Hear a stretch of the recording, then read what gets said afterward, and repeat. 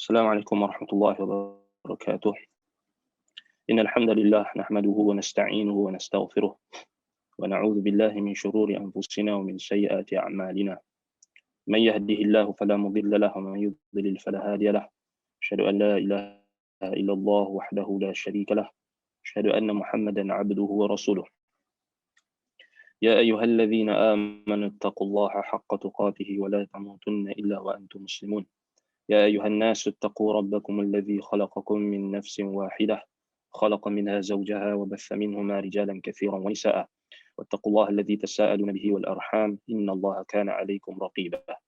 يا أيها الذين آمنوا اتقوا الله وقولوا قولا سديدا يصلح لكم أعمالكم ويغفر لكم ذنوبكم ومن يطع الله ورسوله فقد فاز فوزا عظيما. أما بعد فإن أصدق الحديث كلام الله وخير الهدي هدي محمد صلى الله عليه وعلى آله وسلم.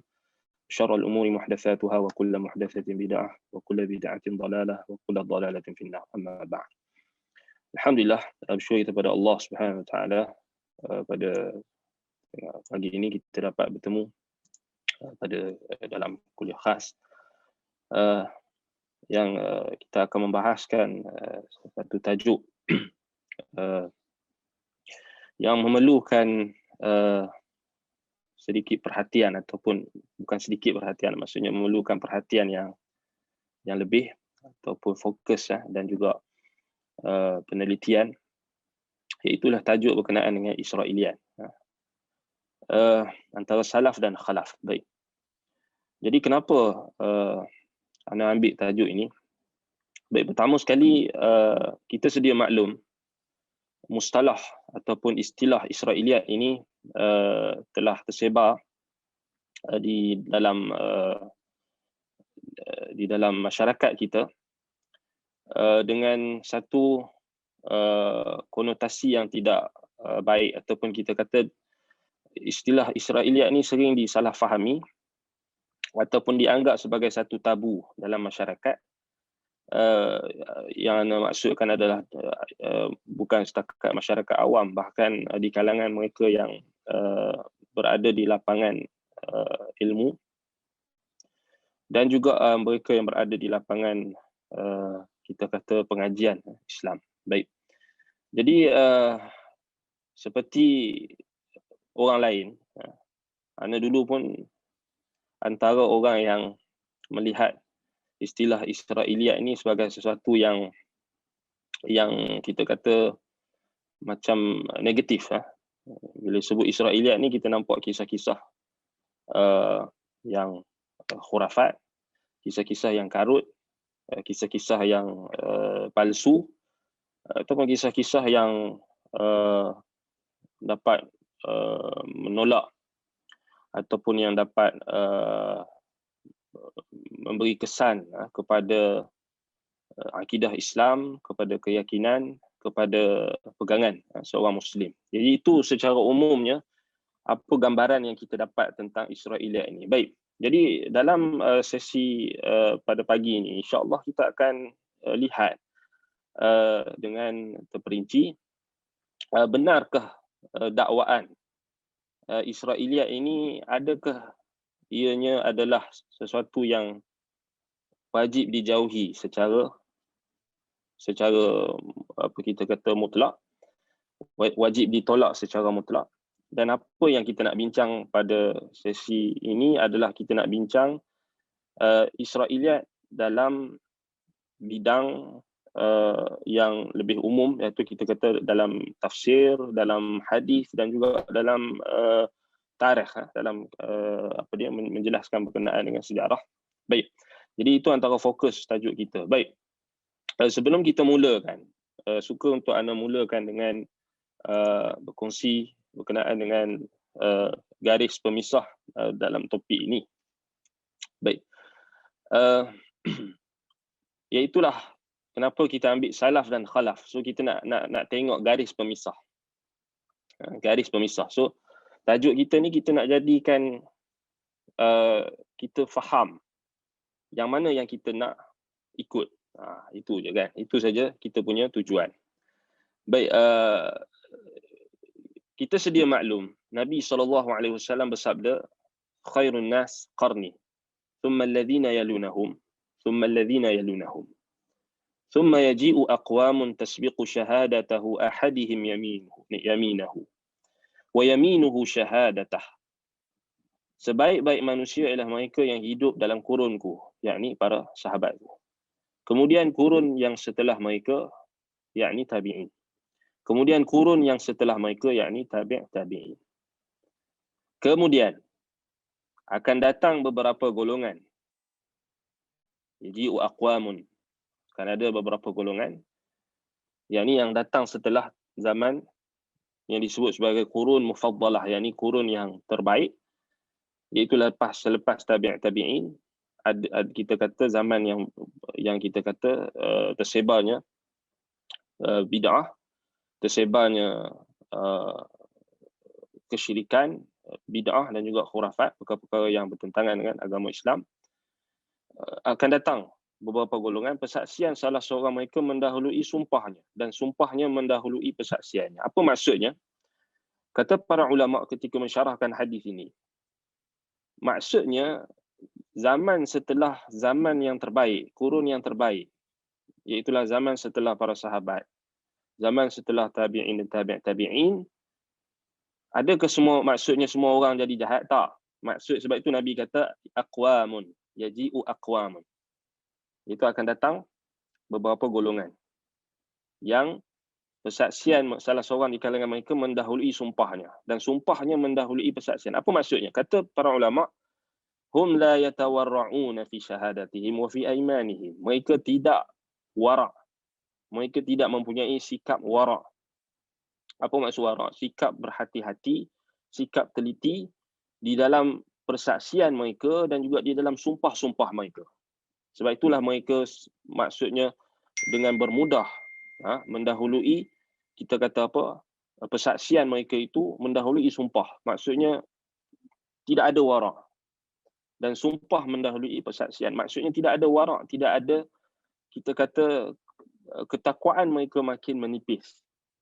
Bukan menafikan tak ada orang yang baik. Sebab dalam Al-Quran Allah Ta'ala sebut dalam surah At-Taubah, وَالَّذِينَ اتَّبَعُوهُمْ بِإِحْسَانٍ. Zahir ayat, kita kata menunjukkan kepada kita akan ada sampai hari kiamat orang yang akan ikut jalan yang kita kata kurun yang terbaik ini.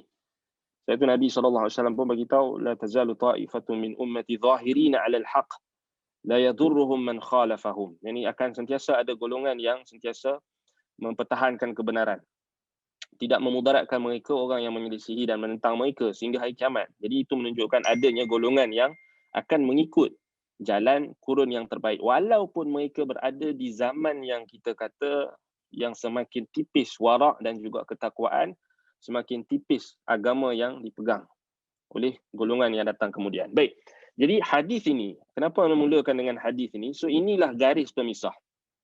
Garis pemisah, so dia ada red line. Maksudnya garis merah yang anda buat itulah garis pemisah antara salaf dan khalaf. So kita kena faham, sebab kita hari ini, baik, kita sedia maklum, kita semua nak ikut salaf, betul tak? Orang yang mengaji dekat Yayasan Taklim, dia tahulah, semua kita nak ikut manhaj salaf. Kita nak ikut salaf dalam akidah. Kita nak ikut salaf dalam amalan. Kita nak ikut salaf dalam akhlak. Jadi, semua orang mendakwa nak ikut salaf. Kan? Jadi, bila kita asyik, kita dah menjadikan tujuan dan niat kita untuk mengikuti salaf, maka seharusnya dalam setiap perkara dalam agama, kita kena ikut mereka. So, kita tak boleh pilih-pilih. So, dalam konteks tajuk kita ini, iaitulah berkenaan dengan isu topik Israeliat, kita pun wajib ikut salaf. Sebab apa? Nanti kita akan bincang. Sebab isu berkenaan dengan Israeliat ini bukanlah isu yang baru sebenarnya.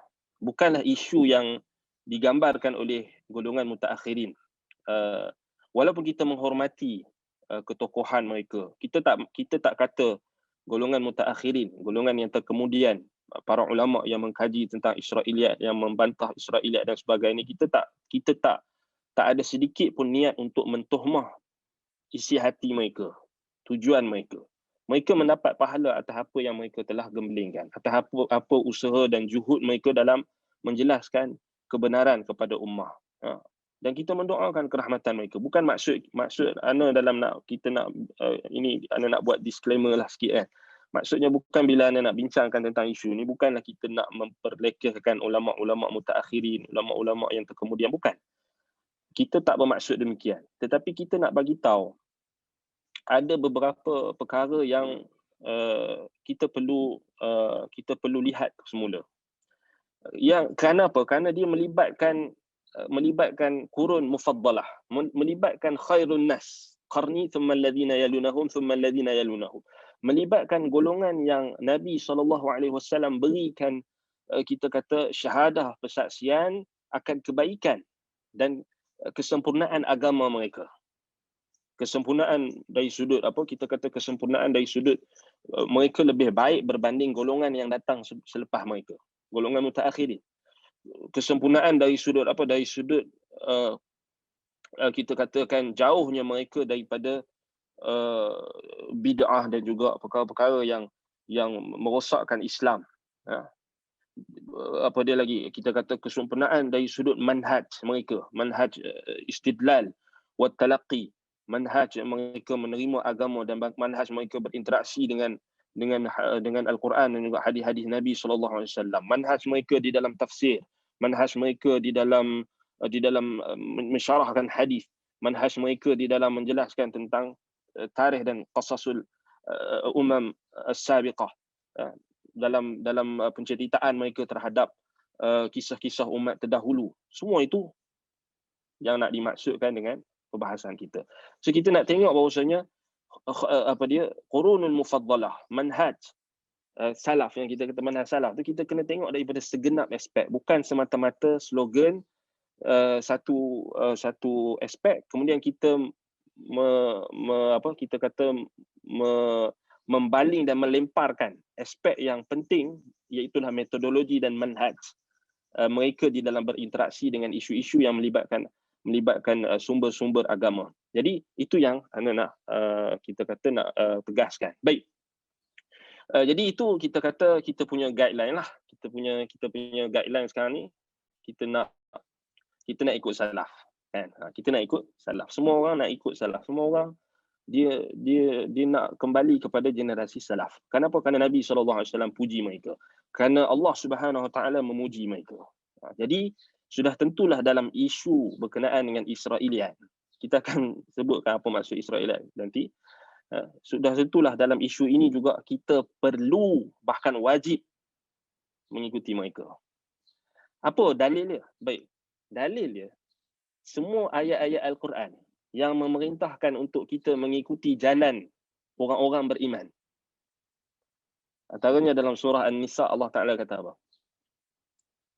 وَمَنْ يُشَاقِقِ الرَّسُولِ مِنْ بَعْدِ مَا تَبَيَّنَ لَهُ الْهُدَى وَيَتَّبِعْ غَيْرَ سَبِيلِ الْمُؤْمِنِينَ نُوَلِّهِ كَمَا تَوَلَّى وَنُصْلِهِ جَهَنَّمَ وَسَاءَتْ مَصِيرًا. Barang siapa yang menentang Rasul setelah jelas kepadanya petunjuk dan dia mengikuti jalan bukan jalan orang yang beriman, yakni ijma' salaf, ijma' sahabat, ijma' sahabat Nabi. Kerana ijma' itulah yang mu'tabar. Wa yattabi' ghaira sabilil mu'minin. Kata Imam Asy-Syafi'i rahimahullah, inilah ijma'. Yattabi' ghaira sabilil mu'minin. Kata Syekhul Islam Ibn Taymiyah rahimahullah, barang siapa yang mengikuti Al-Quran, As-Sunnah dan ijma' salaf, ijma' ummah, ijma' sahabat, maka dia ahli sunnah. Maksudnya siapa yang bertentangan dengan ijma' sahabat, maka dia bukan ahli sunnah. Simple je. Kita nak faham simple. Baik, Allah Ta'ala kata apa? وَمَنْ يُشَاقِقِ الرَّسُولِ مِنْ بَعْدِ مَا تَبَيَّنَ لَهُ الْهُدَى. Setelah apa? Jelas petunjuk kepadanya. وَيَتَّبِعْ غَيْرَ سَبِيلِ الْمُؤْمِنِينَ. وَيَتَّبِعْ غَيْرَ سَبِيلِ الْمُؤْمِنِينَ. Dan dia mengikuti jalan bukan jalan orang beriman. نُوَلِّهِ كَمَا تَوَلَّى. Allah akan biarkan dia untuk sesat. Sebagaimana dia memilih jalan kesesatan, Allah biarkan dia untuk sesat. وَنُصْلِهِ جَهَنَّمْ. Dan Allah akan kami akan masukkannya ke dalam neraka, kata Allah Subhanahu Wa Taala. Wasa'at masirah. Dan itu adalah seburuk-buruk jalan. Jadi itu antara dalil yang menunjukkan kepada kita wajib kita ikut ijma' sahabat. Dan ijma' sahabat adalah ijma' yang mu'tabar. Maksudnya, dalam setiap sisi dalam agama ini, kita tak boleh pisahkan. Kita tak boleh kata akidah saja kita kena ikut salaf. Fiqh tak apa, kita tak ikut salaf. Tak ikut salafus salih tak apa. Kita tak boleh kata akidah dengan fiqh saja, akidah dengan amalan saja kita kena ikut salaf. Akhlak tak perlu ikut salaf. Tak boleh. Wajib. Tak boleh pisah-pisahkan. Kita tak boleh juga kata metodologi dalam memahami agama kita tak payah ikut salaf. Akidah dengan fiqh saja ikut salaf, atau dengan akhlak saja ikut salaf. Metodologi tak apa. Apa salahnya kita pakai metodologi orientalis untuk memahami agama? Tak boleh. Sebab apa? Kita dah keluar daripada ijma' salaf tadi. Apa dalil lagi wajib? Semua dalil-dalil yang menyatakan wajib ikut salaf. Ana rasa yang ada di sebab target Ana untuk orang yang dah ikut kelas Ana kan. Jadi Ana rasa orang yang faham tentang kewajipan mengikuti manhaj salaf, dia akan faham juga kenapa kita wajib ikut juga dalam isu Israiliyat, wajib ikut salaf. So itu tujuan kita nak bahas kan. Baik. Kemudian kita nak bincang tentang apa? Kita nak bincang tentang definisi Israiliyat. Baik. Jadi apa maksud Israiliyat? Kita dah sebut Israiliyat. Apa maksud Israiliyat? Baik. Ada banyaklah takrifan. Cuma anda nak ambil takrifan yang menepati manhaj salaf. So di sini adalah takrifan lain yang datang daripada golongan khalaf. Baik, siapa golongan khalaf ni? Orang yang kita kata yang datang kemudian, mutaakhirin, yang menyelisihi salaf. Yang menyelisihi salaf. Itu maksud khalaf. Dalam isu topik kita ni yang kita nak kata yang menyelisihi khalaf.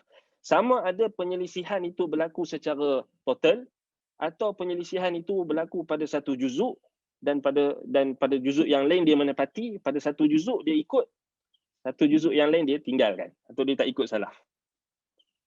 So ini kena faham. Sebab ada banyaklah kalau kita nak tengok definisi Israiliyat ni, nanti anda akan jelaskan. Baik, setiap khabar yang diriwayatkan dari atau berkenaan Bani Israel. Baik.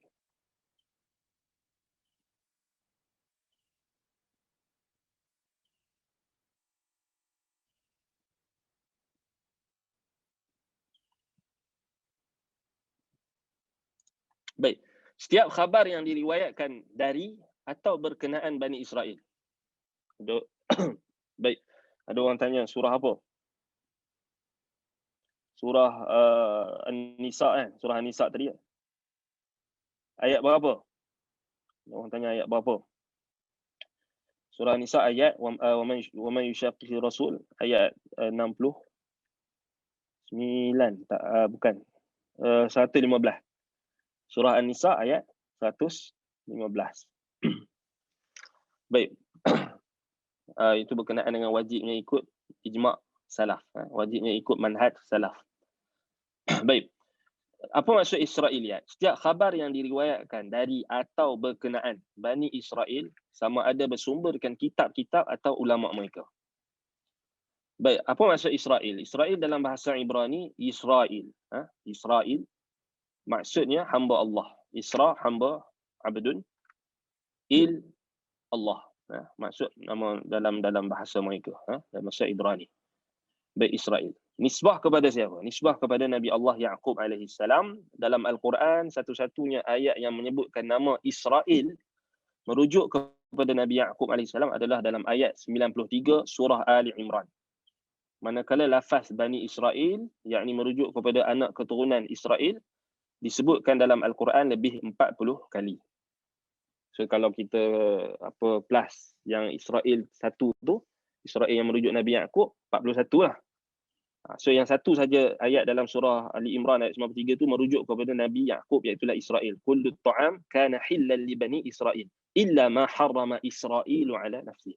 Illa ma harrama Israel. So illa ma harrama Yaqub. Ini maksud Israel.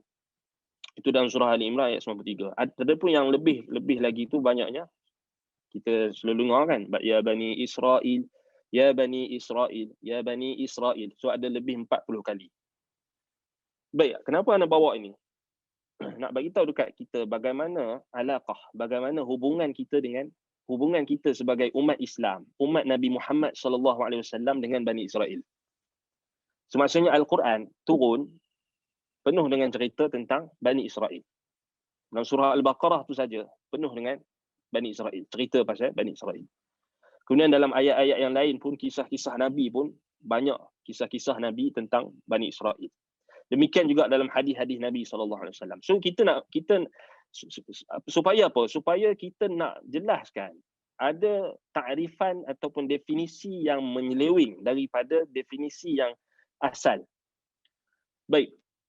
Anda tak kata menyeleweng tu maksudnya dia sengaja untuk menyelewengkan. Boleh jadi dengan tujuan yang baik tetapi dengan disebabkan salah faham tetapi dengan tujuan yang baik.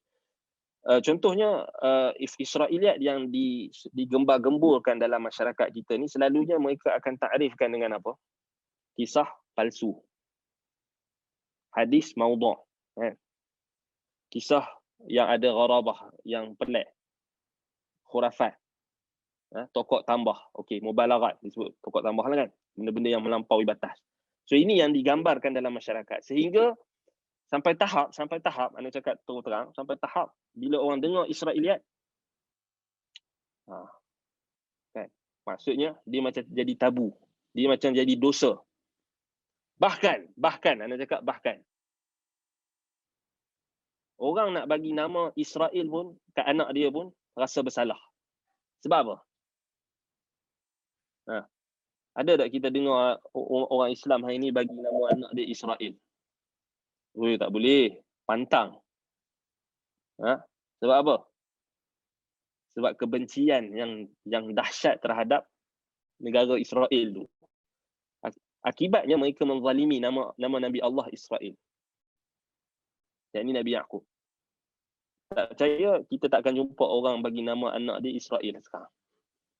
Tapi zaman salaf, kita tengok zaman salaf ni, Qurun Mufaddalah. Zaman salaf, zaman sahabat tabi'in, dan juga ulama-ulama salaf. Cuba buka di dalam Sahih Al-Bukhari. Berapa ramai perawi yang nama Israel? Cuba buka dalam Siyarul A'lam An-Nubala.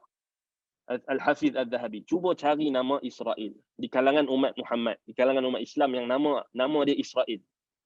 Perawi hadis yang namanya Israel. Cuba cari dalam Al-Isabah. Ataupun di dalam, bukan dalam Mizanul I'tidal. Ataupun di dalam kitab-kitab tarajim, biografi ulama-ulama hadis. Cuba cari, ada tak nama perawi hadis yang namanya Israel? Sangat banyak. Kalau tak banyak pun ada. Ada. Wujud. Tetapi zaman sekarang ni pasal apa? Pasal sentimen kebencian terhadap negara haram Israel menyebabkan kita berlaku zalim kepada nama yang tak ada salah nama ni. Nama ni tak salah. Nama ni maknanya sahih. Abdullah. Hamba Allah. Israel. Nak bagi tahu kebencian. Disebabkan kebencian kita jadi sampai tahap nama Israel tu pun kita jadi apa? Jadi tabu. Jadi kalau orang sebut Israel, dia faham negara Israel. Pasal apa? Jahil. Bila sebut Israeliat lagilah. Kan? Kalau nama Israel tu pun dia dah jadi macam, tak boleh dengar ni. Jadi macam, ni macam seakan-akan macam nama syaitan. Seakan-akan macam nama iblis. Na'udzubillah min zalik. Sedangkan nama Israel ialah nama Nabi Allah Yaqub. Nama Nabi Allah Yaqub alaihi salam. Sampai ada orang minta fatwa dekat ulama zaman sekarang. Antaranya fatwa di Islam QA. Dia tanya, apa hukum bagi nama anak Israel? Kemudian dijawab oleh Syekh Saleh Munajjid. Asalnya harus. Tetapi disebabkan takut anak itu dizalimi, nanti orang duk tuduh anak itu Israel, maka tak lebih baik elakkan, ambil nama lain. Sampai tahap tu. Walhal harus je bubuh nama Israel. Cuma ialah pasal masyarakat kita ni sentimen di anti Israel itu kuat sangat. Sampai dia tak boleh beza antara apa yang Allah Ta'ala sebut dalam Al-Quran dengan apa yang menjadi sentimen kebencian masyarakat. So ini kita kena bezakan. Dalam buhus ataupun dalam kajian ilmiah, sentimen kebencian, sentimen emosi kita kena letak tepi. Dia parti apa ke, dia benci, dia apa ke apa, kita letak tepi. Kita kena fokus pada objektif kita, iaitu mencari kebenaran. Baik, sebab itu anda cakap, anda bawakan ini perkataan dalil daripada Al-Quran, iaitu dalam surah Al-Imran, Israel itu Nabi Yaqub. Dan Bani Israel merujuk kepada anak keturunan Nabi Allah Yaqub yang ada 12 yang disebut di dalam Al-Quran asbat. Dan di antara mereka adalah Nabi, iaitulah Nabi Yusuf yang ada nama dia di dalam Al-Quran. Satu surah cerita tentang Nabi Yusuf.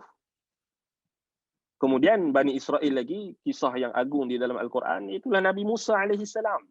Bani Israel. Jadi itu yang kita kena perbetulkan. Baik, adapun definisi Israiliyat dari sudut golongan khalaf, golongan mutaakhirin, mereka kalau kita lihat perbahasan para ulama, mereka telah meluas-luaskan Israiliyat ini ataupun menyempitkan Israiliyat ini pada Israiliyat dalam kategori yang ditolak. Sebab kita akan bincang nanti pembahagian Israiliyat. Adakah semua, persoalan pertama yang kita nak ajukan, adakah semua Israiliyat ni tak boleh pakai? Sebab Ana pernah pergi dekat satu kedai buku. So Ana buka dalam beberapa buku-buku yang ditulis tentang Israiliyat. Baik, Ana buka satu buku.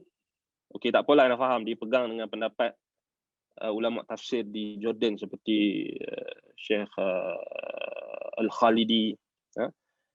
Kemudian macam biasalah yang mutaakhirin di kalangan ulama yang mutaakhirin yang berpandangan menolak Israiliyat secara total ni, macam kita makruflah, macam Syekh Muhammad Hussein Al-Zahabi rahimahullah, dengan Syekh Abu Syahbah, dan ramai lagi lah, antaranya Syekh Abdul Fattah Al-Khalidi, tak salah. Ya. Dia pun antara yang berpandangan tersebut, dengan pandangan tersebut. Tapi kita hormatlah mereka, kita tak ada isu kan. So kita hormat pandangan mereka. Tetapi dalam masa yang sama, apa yang Ana dulu pun berpandangan yang sama. So Ana cerita, Ana pun sama juga dulu. Kita faham sebab kita baca satu kitab je. Kita duk baca kitab apa dia, Syekh Al-Zahabi kan, Muhammad Hussein Al-Zahabi, bukan Imam Al-Zahabi. Jadi kita faham, kita akan sebut dia ni nama kitab nanti. Baik. Jadi bila kita tengok di kedai buku tu, ada jugalah yang salah faham tentang Israiliyat ni. Kemudian ada juga yang ambil pendapat ulama yang tolak secara total. Kita tak jadi isu. Tetapi bila yang jadi isunya sekarang ni, bila kita menolak Israiliyat secara total, dia ada satu kesan yang sangat bahaya. Apa kesan dia? Kesan dia itulah tajhilus salaf.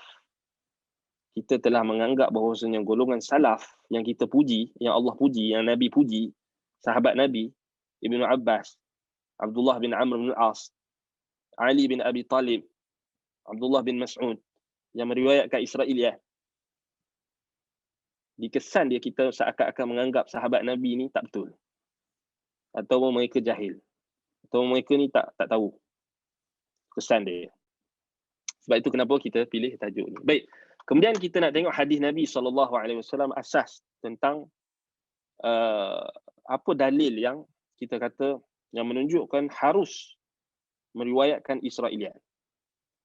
Ini itu sebab anda cakap, kalau orang yang pertama kali dengar perbahasan ini, mungkin dia akan terkejut. Ustaz ni kata Israiliyat harus. Sebab Tuhan kata kena sabar, kena tunggu sampai habis, dengar kita punya perbahasan. Kalau tak habis, waktu anda tak sempat nak habiskan penjelasan, anda akan cari medium lain, anda akan jelaskan, insya-Allah. Mungkin di Baitul Salam ke, di mana ke.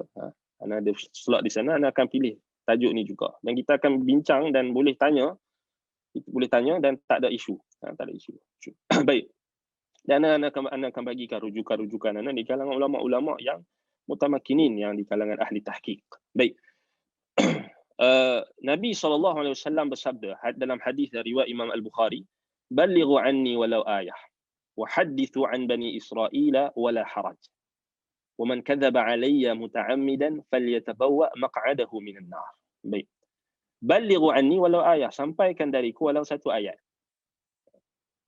Wa hadithu an Bani Israel, dan ceritakanlah dari Bani Israel atau tentang Bani Israel tanpa perlu merasa berdosa. Kata para ulama, wala haraj min duni diq nafs, tanpa ada rasa sempit dada, rasa macam tabu ke. So, ni siapa kata? Ni Nabi SAW. Wala haraj. Wala haraj. Maksudnya mestilah kena apa? Dia kena tahu dulu Israiliyat tu apa kan. Sebelum dia nak cerita, dia kena mengaji dululah. Wa man kadzaba alayya muta'ammidan falyatabawa maq'adahu minan nar. Dalam masa yang sama, hati-hati. Barang siapa yang berdusta ke atasku dengan sengaja, maka persiaplah tempat duduknya dari neraka. Baik. Jadi itu adalah asas yang kita tengok hadis ini diguna pakai oleh ulama-ulama hadis, ahlul hadis, antaranya Imam Al-Bukhari berhujah dengan hadis ini dalam sahihnya, dalam Kitabun Ahadithul Anbiya salawatullahi alaihim, babu ma dzukira an Bani Israil. Bab apa yang disebutkan tentang Bani Israil. Imam Abu Daud dalam hadisnya, dalam sunannya, kitab Al-Ilm, dan bab ilm. Bab Al-Hadith an Bani Israil. Imam Abu Isa At-Tirmidzi juga dalam jami'nya meletakkan hadis ini dalam Abwabul Ilm Rasulullah sallallahu alaihi wasallam. Babu ma jaa fil hadith an Bani Israil. Apa yang datang berkenaan dengan hadis cerita tentang Bani Israil. Baik. Jadi ini antara hadis yang kita kata menjadi asas yang digunakan oleh salaf untuk meriwayatkan Israiliyat. Baik. Ada lagi beberapa hadis lah yang digunakan oleh golongan salaf, iaitu para sahabat Nabi, tabi'in, dan yang ikut manhaj mereka. Antaranya adalah hadis yang kita kata berkenaan dengan larangan Nabi SAW untuk membenarkan apa yang diceritakan oleh Bani Israel ataupun mendustakannya. La tusaddiquhu wa la tukadzibuh. So Nabi bagi tahu satu prinsip, kalau datang kepada kamu berita berkenaan dengan Israiliyat, Bani Israel, la tusaddiquh wa la tukadzibuh. Jangan benarkan dan jangan dustakan. So kita akan bincang apa kategori dia kan. Baik. Pembahagian dan jenis Israiliyat. Baik, kita nak cerita tentang pembahagian dan jenis Israiliyat. Baik. Apa yang berlaku? Apa yang berlaku dalam di kalangan mutaakhirin yang menyebabkan masyarakat menjadi memandang serong bila mendengar istilah Israiliyat, bila mereka tidak membahagikan kategori Israiliyat itu, jenis, dan mengumumkan, ta'mim, mengumumkan seakan-akan seluruh Israiliyat itu adalah tertolak. Ini salah. Ini adalah bertentangan dengan manhaj salaf. Itu yang point dia. Sebab kita memang hari ni memang sampai tahap jadi Israiliyat ni jadi istilah yang jadi tabu. Sebab tu anda kata anda jumpa dalam beberapa buku yang ditulis. Anda terbaca tu kita yang faham tentang apa yang diungkapkan oleh salaf dan sebagainya. So kita jadi rasa macam ini tak boleh macam ni.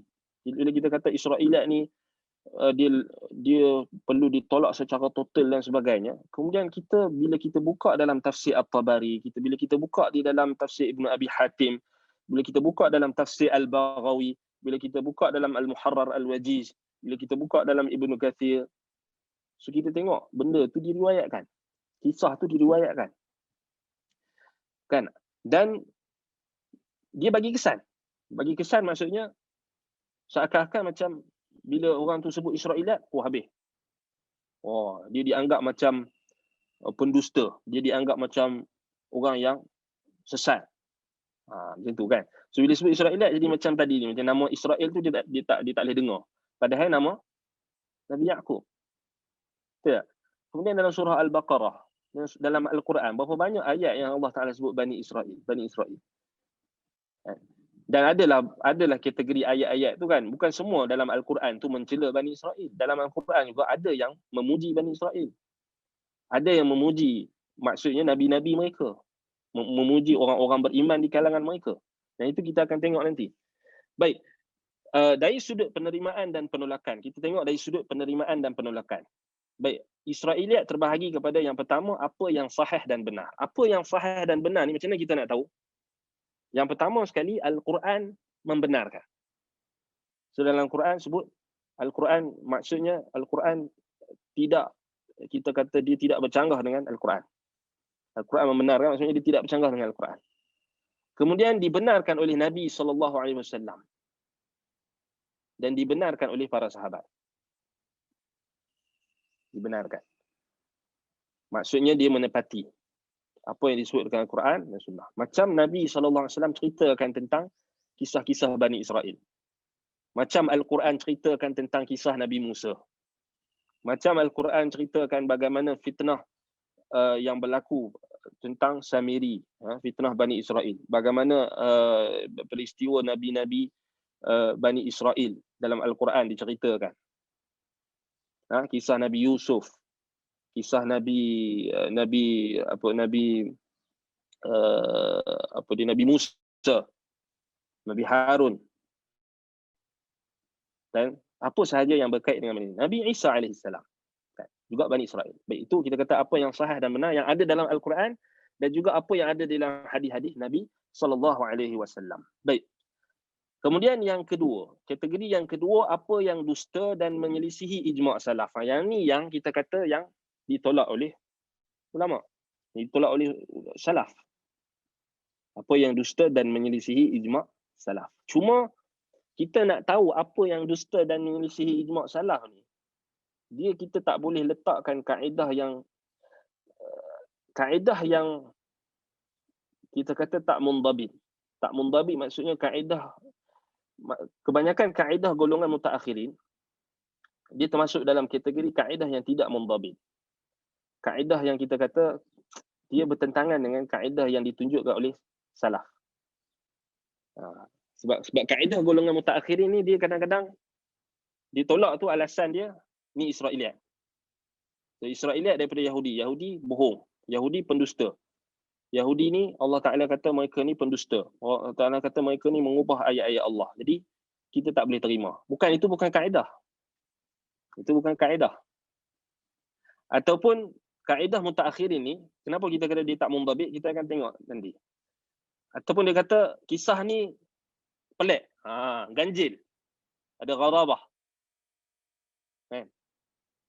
Pelik apa? Pelik.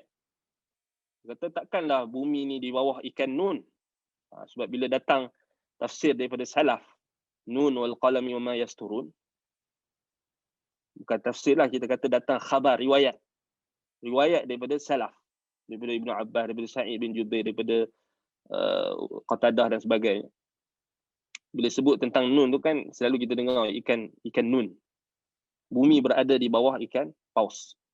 Maksudnya berada bawah. Lalu atas alasan kita kata tak logik, kita tolak. Itu bukan kaedah. Sebab apa? Logik siapa yang kita nak pakai? Itu point dia. Kalau logik kita, banyak benda tak logik. Banyak benda yang kita rasa macam tak masuk akal, ghairu ma'qul. Kan? Contohnya dalam Sahih Al-Bukhari. Dalam ketika mentafsir, ketika Imam Al-Bukhari bawakan riwayat mentafsirkan ayat apa? Dalam surah Al-Ahzab. Iaitulah apa berkenaan dengan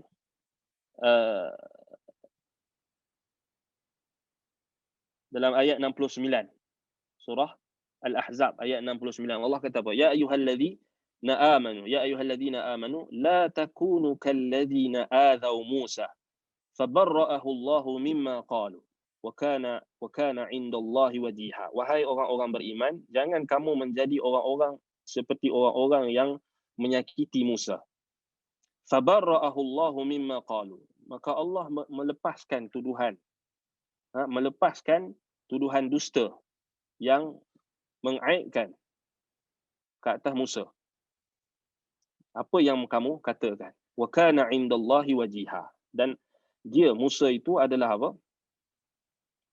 Adalah orang yang kita kata apa?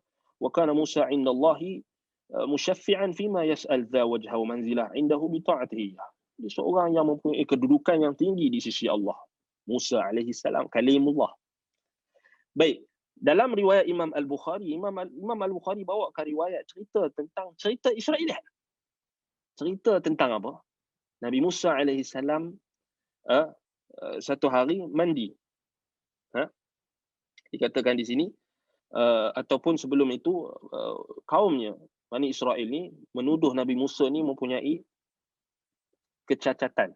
Ada sopak ataupun cacat pada badan dia. So dia orang tuduh Nabi Musa ni cacat ataupun ada something yang tak baik dekat tubuh badan dia. Kemudian satu hari Nabi Musa AS mandi. Dan Nabi Musa AS letakkan baju dia, pakaian dia dekat sebuah batu. Kemudian dengan izin Allah, batu tu lari, bawa baju pakaian Nabi Musa. Lalu Nabi Musa kejar. Dan orang yang menuduh Nabi Musa dengan tuduhan yang dusta itu, mereka melihat. Dan mereka melihat, apabila mereka melihat Nabi Musa tanpa pakaian, subhanallah, mereka melihat apa yang mereka tuduhkan, apa yang orang lain tuduhkan itu adalah dusta. So maksudnya mereka tengok tubuh badan Nabi Musa itu memang sempurna. Lalu Nabi Musa sampai dekat batu tu, Nabi Musa pukul batu tu, ambil balik baju dia. Itulah berkenaan dengan riwayat Imam Al-Bukhari yang menjelaskan hadis tu. Jadi cuba kita tengok, kalau kita ikut logik, tak logik. Kalau kita jadikan kaedah diterima akal, tak diterima akal, tak logik lah. Macam mana batu tu boleh lari?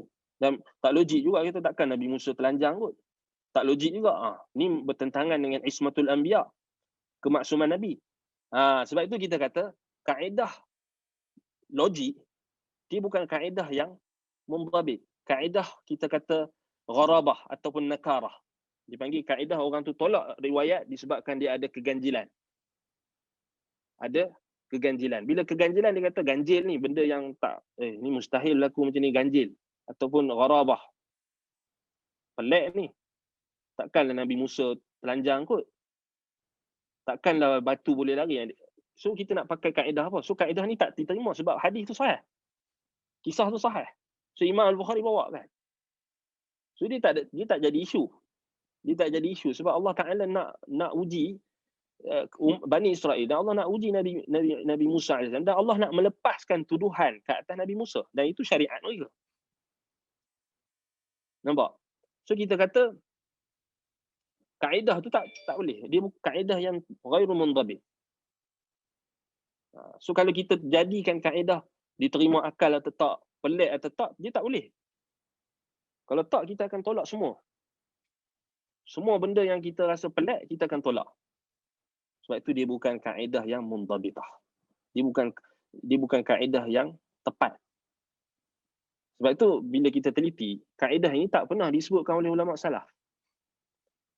Sebab kaedah ulama salaf, mereka bawa riwayat Israeliat, kemudian mereka tak kritik riwayat tersebut, mereka hanya khabarkan. Mereka tak kritik. Kalaulah kisah itu ada masalah, Imam Al-Bukhari akan kritik. Kalaulah kisah itu ada masalah, Imam Ibn Jarir At-Tabari akan kritik.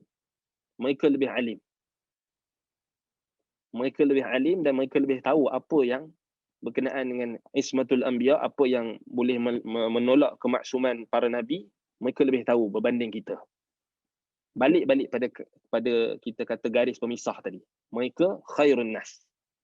Sumaladzina yalunahum. Mereka tak maksum, tetapi kita kena faham kaedah yang manhaj salaf ni datang dengan kita kata dengan jamaah. Maksudnya bukan seorang sahabat cakap, bukan seorang sahabat riwayat. Jama'atun minas sahabah. Sekumpulan di kalangan sahabat Nabi riwayatkan. Kemudian ulama-ulama hadis riwayatkan. Dan kita tengok sini nama-nama sahabat yang riwayatkan tentang Israeliat. Sebelum kita tengok dulu yang ni. So, kita kena faham apa yang sahih dan benar itu apa yang dibenarkan oleh Al-Quran dan Sunnah. Baik, kita kena faham maksudnya dia takkan bertentangan Al-Quran dan Sunnah. Dia takkan bertentangan juga dengan kaedah-kaedah umum, yang prinsip-prinsip umum yang ada di dalam Al-Quran dan Sunnah. Baik, apa yang dusta dan menyelisihi ijma' salaf, ini boleh jadi dalam kategori yang kita kata mardud, yang ditolak, iaitulah yang seperti tuduhan Bani Israel mengatakan bahawasanya nabi-nabi ini terjebak dalam perzinaan, tuduhan mereka ke atas Nabi Lut ketika diselamatkan daripada daripada azab itu, dia telah melakukan perzinaan dengan kedua anak-anaknya, kedua anak perempuannya, maka itu adalah tuduhan yang dusta, maka itu tak diterima kerana bercanggah. Kan? Kemudian apa lagi? Tuduhan mereka ke atas Nabi Nuh alaihi salam, mereka kata Nabi Nuh minum arak sampai mabuk. Kemudian dia berlaku, dia melaknat anak dia dan sebagainya, disebabkan peristiwa tersebut. Maka itu memang jelaslah satu bentuk pendustaan yang kita kata tidak boleh diterima, dan apa-apa yang menyelisihi ijma' salaf. Yang maksudnya bila kita tengok macam mana kita nak tahu bila tidak ada sahabat Nabi yang riwayatkan benda tu, ataupun di kalangan tabi'in dan sebagainya yang tak riwayatkan ataupun yang mereka kritik benda tu. So kita kata itu cara dia. Baik. Yang ketiga, kategori yang ketiga, apa yang disenyapkan? Maskutun anha. Apa yang disenyapkan? Disenyapkan maksudnya la yusaddiquh wala yukadzibuh. Yang tidak dibenarkan dan tidak didustakan. So kategori dia masuk dalam kategori maskutun an. Yang inilah yang paling banyak dalam Israiliyat. Hakikatnya Israiliyat yang paling banyak sekali yang ni. Yang tidak dibenarkan, tak didustakan. Apa? Yang inilah yang tujuan anda nak maksudkan bila kita kata Israiliyat ini bukan semuanya yang ditolak. So yang ditolak tu nak dibandingkan dengan yang tidak dibenarkan dan tidak didustakan, tidak dibenarkan dan tidak didustakan itu lebih banyak. Yang maskutun anha lagi banyak. Menjadi masalahnya bila kita campur adukkan. Yang dusta dan yang menyelisih ijma' tu kita jadikan masuk dalam kategori yang tak disenyapkan, yang disenyapkan, yang tak dibenarkan, tak didustakan. Itu jadi masalah. Itu yang jadi di akhir sekali dia akan tolak semua. So kita kata tak boleh terima. So yang apa yang disenyap tak dibenarkan, inilah yang termasuk dalam hadis Nabi SAW. Nabi kata apa? Hadithu an Bani Israel wala haraj. Adapun hadis Nabi yang melarang, kita akan lihat nanti jawapan sebahagian ulama bagaimana kita nak faham hadis Umar. Nabi SAW marah Umar. Kita akan tengok nanti insya-Allah jawapan dia. Baik. Kemudian pembahagian Israiliyat dari sudut perawi. So dari sudut perawi, Israiliyat ni terbahagi kepada 3 bahagian yang kita kata yang diriwayatkan oleh pertama sahabat Nabi. Kemudian tabi'in, kemudian tabi'in dan selain mereka. So sudah tentulah tabi'in dan selain mereka ni lebih banyak berbanding tabi'in, dan lebih banyak tabi'in itu lebih banyak meriwayatkan berbanding sahabat Nabi. Baik. Kemudian riwayat Israiliyat dari sahabat Nabi. Baik. Mungkin orang akan tanya, sahabat Nabi mereka meriwayatkan Israiliyat dalam kategori mana? Israiliyat yang mereka riwayatkan dalam kategori yang pertama dan ketiga. Sahih dan benar, dan apa yang disenyapkan dan tidak, yang disenyapkan maksudnya yang tak dibenarkan, tak didustakan. Ini kategori yang diriwayatkan oleh sahabat Nabi. Sebab apa? Sebab sahabat Nabi mereka lebih alim. Mereka lebih, takkan kita nak kata kita lebih alim. Itu salahnya bila kita, dia jadi masalah bila kita berinteraksi dengan Israiliyat ni, kita anggap Israiliyat ni sebagai benda yang wajib diintiqad, wajib dikritik. Sedangkan sebenarnya asal bagi Israiliyat ni bukan wajib dikritik. Asalnya wajib dipelajari. Ini yang disebutkan oleh Syekh Musa'id Tayyar hafizahullah, pakar tafsir. Ini kita wajib dipelajari. Kalau datang Israiliyat daripada salaf, daripada sahabat Nabi, daripada tabi'in, riwayat itu sampai sahih, diterima, tak dikritik, wajib dipelajari, bukan wajib dikritik. Kaedah golongan mutaakhirin, walaupun kita tak nafikan ketokohan, keilmuan yang ada pada golongan mutaakhirin yang kita sebutkan contoh nama-nama mereka tadi, mereka ada hasil tulisan dan kajian, tetapi kaedah mereka tu salah. Maksud salah di sini tak tepat. Bila datang riwayat Israiliyat wajib dikritik. Tak betul. Sebab bila kita kata wajib dikritik, seakan-akan kita kata wajib mengkritik sahabat. Seakan-akan kita wajib mengkritik sahabat Nabi. Itu masalah. Sebab itu yang lebih beradab kita kata wajib dipelajari. Maksudnya kita kena kaji, kita kena tengok. Adakah dia dalam kategori yang sahih atau dia di kalangan kategori yang dusta? Kemudian apa yang disenyapkan atau tak, yang dibenarkan atau tak dibenar, yang tidak dibenarkan tak didustakan. Maksud yang disenyapkan tu kita boleh riwayat dan kita tak bagi tahu apa-apa natijah. Maksudnya sebab dia kebanyakan yang diriwayatkan Israiliyat ini dia tak ada apa-apa faedah amaliyah. Dia tak ada apa-apa kesan dari sudut hukum ataupun pegangan akidah atau tak. Dia tak ada. Dia hanya semata-mata khabar, cerita, riwayat. Apa tujuan dia? Antaranya tujuan kalau dalam tafsir adalah untuk menjelaskan mubahamat. Mubahamat maksudnya benda-benda yang umum dalam ayat Al-Quran yang umum memerlukan perincian, maka boleh kita ambil Israiliyat. Bukan Israiliyat sebagai pentafsir, bukan. Itu kena bezakan. Quran itu, Al-Quran tak perlukan kepada Israiliyat. Al-Quran itu sendiri mukjizat. Al-Quran itu sendiri lafaz dia makna yang terkandung dalam Al-Quran, bahasa Arab yang turunnya Al-Quran dalam bahasa Arab itu sendiri boleh menjelaskan. Sebab itu kalau kita tengok Syekh Abdul Rahman bin Nasir As-Sa'di rahimahullah, bila dia tafsirkan kisah Nabi Yusuf, dia tak guna satu pun riwayat Israiliyat. Dia gunakan apa? Lafaz Al-Quran, makna Al-Quran. Itu bukti Al-Quran tak berhajatkan kepada Israiliyat. Pada asalnya Al-Quran tak berhajat kepada Israel. Kerana Al-Quran kalamullah. Al-Quran itulah yang menghukum Israiliyat. Sebab dia muhaiminan. Cuma bila Al-Quran datang dalam mubahamat, dalam perkara-perkara yang mubaham. Contohnya macam Allah Ta'ala sebut dalam surah Al-Baqarah berkenaan dengan syajarah, berkenaan pokok yang Allah kata la taqrabu hadhihi syajarah. Pada Nabi Adam dengan Hawa, jangan dekati pokok. So Quran sebut pokok je. Kemudian datang riwayat salaf yang mereka ambil daripada Israiliyat, mereka sebutlah pokok tu pokok apa? Pokok ni. Ada masalah ke kalau kita nak riwayat? Tak ada masalah, tak ada isu. Sebab dia hanyalah apa? Dia hanyalah perincian bagi mubahamat. Dia tak ada isu, dia tak ada kita kata isu apa-apa. Kecuali lah kalau perincian itu bercanggah dengan Quran dan Sunnah, macam yang mereka dakwa kononnya pokok itu adalah pokok kejahatan dan kebenaran, kebaikan. Sebagaimana orang Yahudi faham. Lainlah kata, tapi setakat nak cerita tentang pokok tu pokok apa? Ada isu ke? Tak ada isu. Harus. Sebab salaf riwayat kan. Kan? Baik. Jadi kita kena faham. Kemudian dari sudut perawi, kita sebut tadi tabi'in, sahabat Nabi, mereka yang paling sikit lah riwayat Israiliyat sebab kita faham kefakihan mereka dan sebagainya. Tabi'in dan tabi'in, kemudian datang zaman setelah itu, maka lebih banyak lah kan Israiliyat itu diriwayatkan. Baik, kemudian kita tengok, baik ini apa yang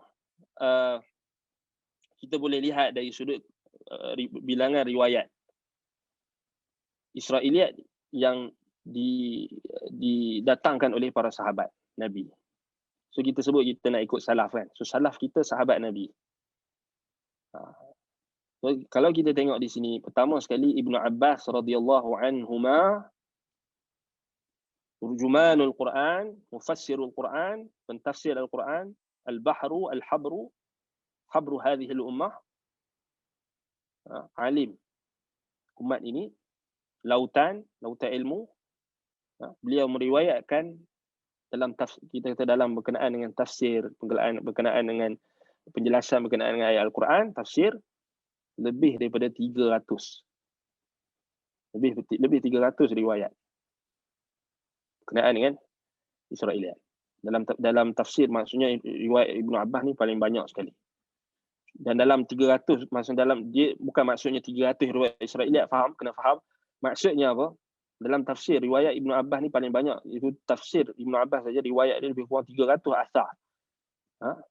Dan daripada 300 asar tu maksudnya adanya terkandung Israiliyat. Baik.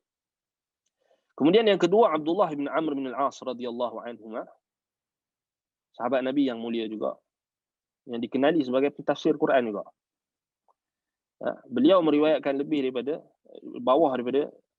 dia riwayat tafsir dia banyak sebenarnya. Tetapi riwayat Israiliyat yang datang daripada Abdullah bin Amr bin Al-As tak bawah daripada 100. Maksudnya adalah. Kemudian Abu Hurairah radhiyallahu an, Abu Hurairah juga sebenarnya pentafsir Quran kerana dia adalah riwayat hadis, perawi hadis. Perawi hadis ni dia hadis Nabi ni adalah pentafsir pada Quran. Jadi kita kata dia pentafsir Quran juga, kan? So Abu Hurairah radhiyallahu an, riwayat tafsir dia juga sangat sedikit. Riwayat Israiliyat yang dibawa tu sangat sedikit, lebih kurang dalam tak salahnya dalam berapa, tak sampai 10, 8 atau macam itulah, tak sampai tak sampai 20 kot, kan, tak sampai 20. Kemudian riwayat yang berikutnya daripada sahabat Nabi Abdullah ibnu Salam radhiyallahu anhu, yang merupakan asalnya adalah seorang pendeta Yahudi ataupun seorang kita kata ulama Yahudi, yang masuk Islam pada zaman Nabi SAW, dan dia adalah ahli syurga. Kalau kita tengok balik, di antara sahabat Nabi yang kita kata apa, yang merupakan seorang yang sangat yang sangat dihormati. Baik, dan ialah pasal dia sahabat Nabi, kan, as-sahabah kulluhum udul, kan, sahabat Nabi semua mereka adalah adil. Baik, Abdullah bin Salam radhiyallahu an juga tak bawah daripada 100. Riwayat Israiliyat dia tu bawah daripada 100. Kemudian yang berikutnya Ali bin Abi Talib radhiyallahu an. Ali bin Abi Talib radhiyallahu an, riwayat dia pun bawah daripada 100. Kemudian Abdullah bin Mas'ud radhiyallahu an pun bawah daripada 100. Baik. Apa yang nak bagi tahu di sini, ini kita nak bagi tahu inilah manhaj salaf, inilah manhaj sahabat. Mereka meriwayatkan Israiliyat dan mereka mengamalkan hadis Nabi SAW, hadithu an Bani Israel wala haraj.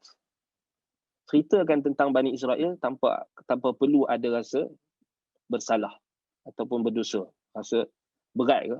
Tak. Itu asalnya. So kita kena faham ini asal bagi riwayat Israiliyat. Bukan asal bagi riwayat Israiliyat, kaedah kita kata kaedah mutaakhirin, asal riwayat Israiliyat ditolak. Tak. Asal riwayat Israiliyat diterima kecuali ada petunjuk yang menunjukkan dia tidak diterima. Itu. Sebab apa? Sebab kalau kita buka dalam kitab tafsir Imam Ibn Jarir At-Tabari, Ibn Abi Hatim, tafsir salaf. Tafsir yang menghimpunkan riwayat-riwayat athar daripada salafus salih. Dipenuhi dengan riwayat-riwayat Israiliyat. Itu menunjukkan apa? Menunjukkan sahabat Nabi, hampir-hampir sebahagian pengkaji menyebutkan hampir-hampir riwayat tersebut mencapai tahap ijma'. Hampir-hampir tahap ijma'. Sebab itu kalau kita tengok balik, ini bukan perkara yang perkara yang kita kata apa? Kita kata perkara yang kita sangka-sangka ataupun bukan kita buat kaedah sendiri. Baik, kalau orang tanya ana, siapa rujukan ana? Siapa rujukan ana? Baik, ana katakan bahawasanya antara yang kita boleh rujuk dalam isu berkenaan dengan Israiliyat ini, tafsilan perinciannya adalah apa yang diungkapkan oleh sekumpulan ulama tafsir zaman ini.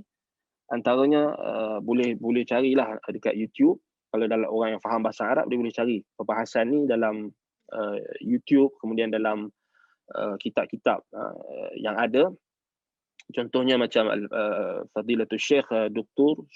Musa'id bin Sulaiman At-Tayyar. So dia antara pakar dalam ilmu tafsir. Kemudian begitulah juga ada tulisan Syekh Dr. Naif Ibn Sa'id Al-Zahrani, Dr. Syafi bin Sultan Al-Ajmi, Muhammad bin Saleh ataupun Muhammad Saleh Muhammad Sulaiman, guru tafsir di Jamiatul Azhar. Begitulah juga Syekh Muhammad bin Hamid Al-Abadi, yang mana mereka ni adalah tokoh dan jago-jago tafsir yang kita kenali. Dan begitu juga boleh rujuk juga Syekh Dr. Abdul Rahman Al-Shihri, Mudir Am Markaz Tafsir Lidirasat Al-Quraniyah. Jadi saya rasa kalau orang yang ikuti perkembangan tentang tentang isu ini di negara Arab, dia akan faham lah. Tetapi mungkin agak barulah bagi kita yang ada di Malaysia ni, mungkin ada dah dibahaskan di kalangan penuntut ilmu kan, mungkin dah ada dibahaskan polemik ini. Tetapi anda nampak kenapa perkara ini perlu diketengahkan juga kepada masyarakat awam supaya kita nak ikut manhaj salaf tadi. Itu saja. Sebab itu kalau tengok balik, anda akan bagi beberapa judul yang boleh dirujuk di dalam bahasa Arab. Antaranya Israiliyat Bainal Mutaqaddimin wal Mutaakhirin oleh Dr. Syafi bin Sultan. Kemudian Tafsirul Quran bil Israiliyati Nadratun Taqwimiyah oleh Syekh Dr. Musa'id bin Sulaiman At-Tayyar. Kemudian kalau kita lihat begitu juga Manhaj Ibnu Jarir fil Istidlal bil Riwayatil Israiliyah 'ala al-Ma'ani oleh Dr. Naif bin Sa'id Az-Zahrani. Kemudian Dr. Muhammad Saleh Muhammad Sulaiman dalam dia punya dia punya kertas kerja dia, Namudhaj Tahlili li Ayat Naqd al-Israiliyat 'inda Ibn Atiyah. Kemudian Namudhaj Tatbiqi 'ala al-Israiliyat fi Tafsir Ibn Kathir oleh Syekh Muhammad bin Hamid Al-Abadi. Baik. Dan kalau kita tengok memang mereka sebut perkara ini, antara isu-isu yang perlu dijelaskan juga adalah berkenaan dengan kita kata dalil-dalil lah yang digunakan oleh dua pihak. So kita nak sebut di sini dua camp sekarang ni ada dua camp lah. Maksudnya golongan yang pertama mutaakhirin, mutaqaddimin, yakni golongan salaf. Golongan salaf ni orang yang ikut manhaj salaf lah, antaranya Imam Ibn Jarir At-Tabari, Imam Ibn Abi Hatim, semualah ulama-ulama tafsir salaf. As-Suddi, kemudian Qatadah, sahabat Nabi, semua yang bersama dengan salafus salih. So bila kita baca perkataan mereka ni lebih dekat dengan kita. Ini yang disebut oleh Ibn Taymiyah rahimahullah. Kemudian datang ulama-ulama yang kemudian pada kurun yang ke-8, kurun ke-6, kurun ke-7, seperti Imam ialah semualah ulama-ulama tafsir yang utama seperti Imam Al-Baghawi dalam Ma'alimut Tanzil, yang awal lah, dia lebih awal. Kemudian Ibn Jarir At-Tabari yang antara yang terawal. Kemudian Ibn Kathir rahimahullah dah lewat. Sebab tu Al-Hafiz Ibn Kathir rahimahullah dia punya manhaj dia dalam berinteraksi dengan Israiliyat ni dia berbeza dengan Ibn Jarir At-Tabari. So dia ada kat situ, dia ada perbezaan. Sebab kalau orang tanya adakah Ibn Jarir At-Tabari manhaj dia dengan Ibn Kathir ni sama, jawapannya tidak sama secara total. Sebab ada perbezaan. Dari sudut Ibn Kathir juga, dia antara yang dia punya manhaj dia dalam Israiliyat ni tidak akmal. Ni kata Syekh Musa'id Tayyar. Dia tak lengkap. Dia dah betul lah, dia Ibn Kathir dia riwayat juga Israiliyat, tetapi dia akan kritik yang bercanggah kan. Itu tak ada isu. Cuma bagi Syekh Musa'id Tayyar, dia kata hafizahullah, beliau mengatakan manhaj Ibn Kathir itu tidak sempurna dari sudut apa? Dari sudut dia tak ikut 100% manhaj Ibn Jarir. Walhal manhaj Ibn Jarir itu sebenarnya manhaj salaf. Manhaj salaf yang pure. Maksudnya apa? Meriwayatkan Israiliyat di dalam tafsir. Tak ada isu. Tak ada isu. So daripada sini, kalau kita tengok balik, dia yang jadi isu dia sebab orang kita dia hanya bergantung pada penilaian mutaakhirin. So golongan mutaakhirin buat hukum, buat kaedah, lalu kita jadikan kaedah mutaakhirin tu menghukum kaedah mutaqaddimin. Ini sebenarnya tak betul. Sebenarnya kita kena faham dulu kaedah manhaj Imam Ibn Jarir tu. Apa manhaj dia? Sebab itu tak betul orang kata Ibn Jarir At-Tabari riwayatkan dalam tafsir itu hanya dia nak berlepas diri. Sebab itu dia hanya kaedah yang dia orang kata man asnada faqad bari'a kan. Barang siapa yang membawa sanad, bawa riwayat sanad, lalu dia berlepas diri. Maksudnya orang yang kemudian akan cek. Bukan, tak betul. Itu bukan kaedah Ibn Jarir At-Tabari dalam tafsir. Itu sebenarnya dalam tarikh dia. So orang tak boleh beza antara manhaj Imam Ibn Jarir At-Tabari dalam tarikh dan juga dalam tafsir. Tak sama. Puncanya kenapa? Kerana tak baca tafsir At-Tabari, tak baca. Dan tak baca juga tarikh At-Tabari. Tak baca perbezaan manhaj. Itu punca dia. Dan daripada situlah kalau kita lihat ulama-ulama yang mengkritik kaedah golongan mutaakhirin, mereka mengatakan antara perkara yang merosakkan manhaj metodologi ulama-ulama tafsir yang terdahulu, yang mereka sebenarnya meneruskan legasi salaf dalam periwayatan Israiliyat, iaitulah dalam bentuk kita kata membuang riwayat-riwayat Israiliyat dalam kitab tafsir. Ini juga antara yang tak dipersetujui oleh nama-nama ulama yang anda sebutkan tadi, yang merupakan pakar-pakar tafsir. Sebab dia macam inilah, kita kata kita dulu kita belajar, itu anda kata benda ni akan menyebabkan sebahagian orang terkejut. Tetapi ialah kita lebih nakkan kebenaran sebab kita nak ikut manhaj salaf tadi. Dia macam mana? Macam orang kata kan, tafsir Ibnu Jarir At-Tabari ni kena tapis dulu. Kena buang riwayat-riwayat Israiliyat. Baru boleh kita ajar. Salah.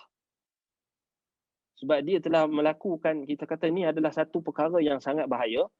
Sebab dia melakukan jenayah ke atas manhaj Imam Ibnu Jarir At-Tabari sendiri. Jenayah ilmiah. Sebab Ibnu Jarir At-Tabari dia ada manhaj dia. Dan itulah manhaj ulama tafsir di kalangan salaf. So kalau kita kata kitab tafsir Ibnu Jarir At-Tabari ni kita kena cek riwayat dia satu-satu, kemudian kita hukum, itu tak tepat. Itu tak tepat. Sama macam hadis. Imam Abu Dawud dalam risalahnya kepada ahli Mekah, dia ada tulis apa manhaj dia dalam sunan dia. Betul tak? Ramai orang hari ni dia ingat manhaj Abu Dawud tu hanya manhaj Imam Abu Dawud saja. Salah. Manhaj Imam Abu Dawud dalam risalahnya kepada ahli Mekah, itulah manhaj ahlul hadis semua. Orang tak faham. Orang ingat ni manhaj Abu Dawud. Ni manhaj Abu Dawud macam ni. Tak, ini manhaj semua ahlul hadis. Semua ahlul hadis. Maksudnya mereka lebih tahu berbanding kita berkenaan dengan kesahihan hadis yang mereka bawa. Tiba-tiba kita yang kemudian ni kita nak hukum apa?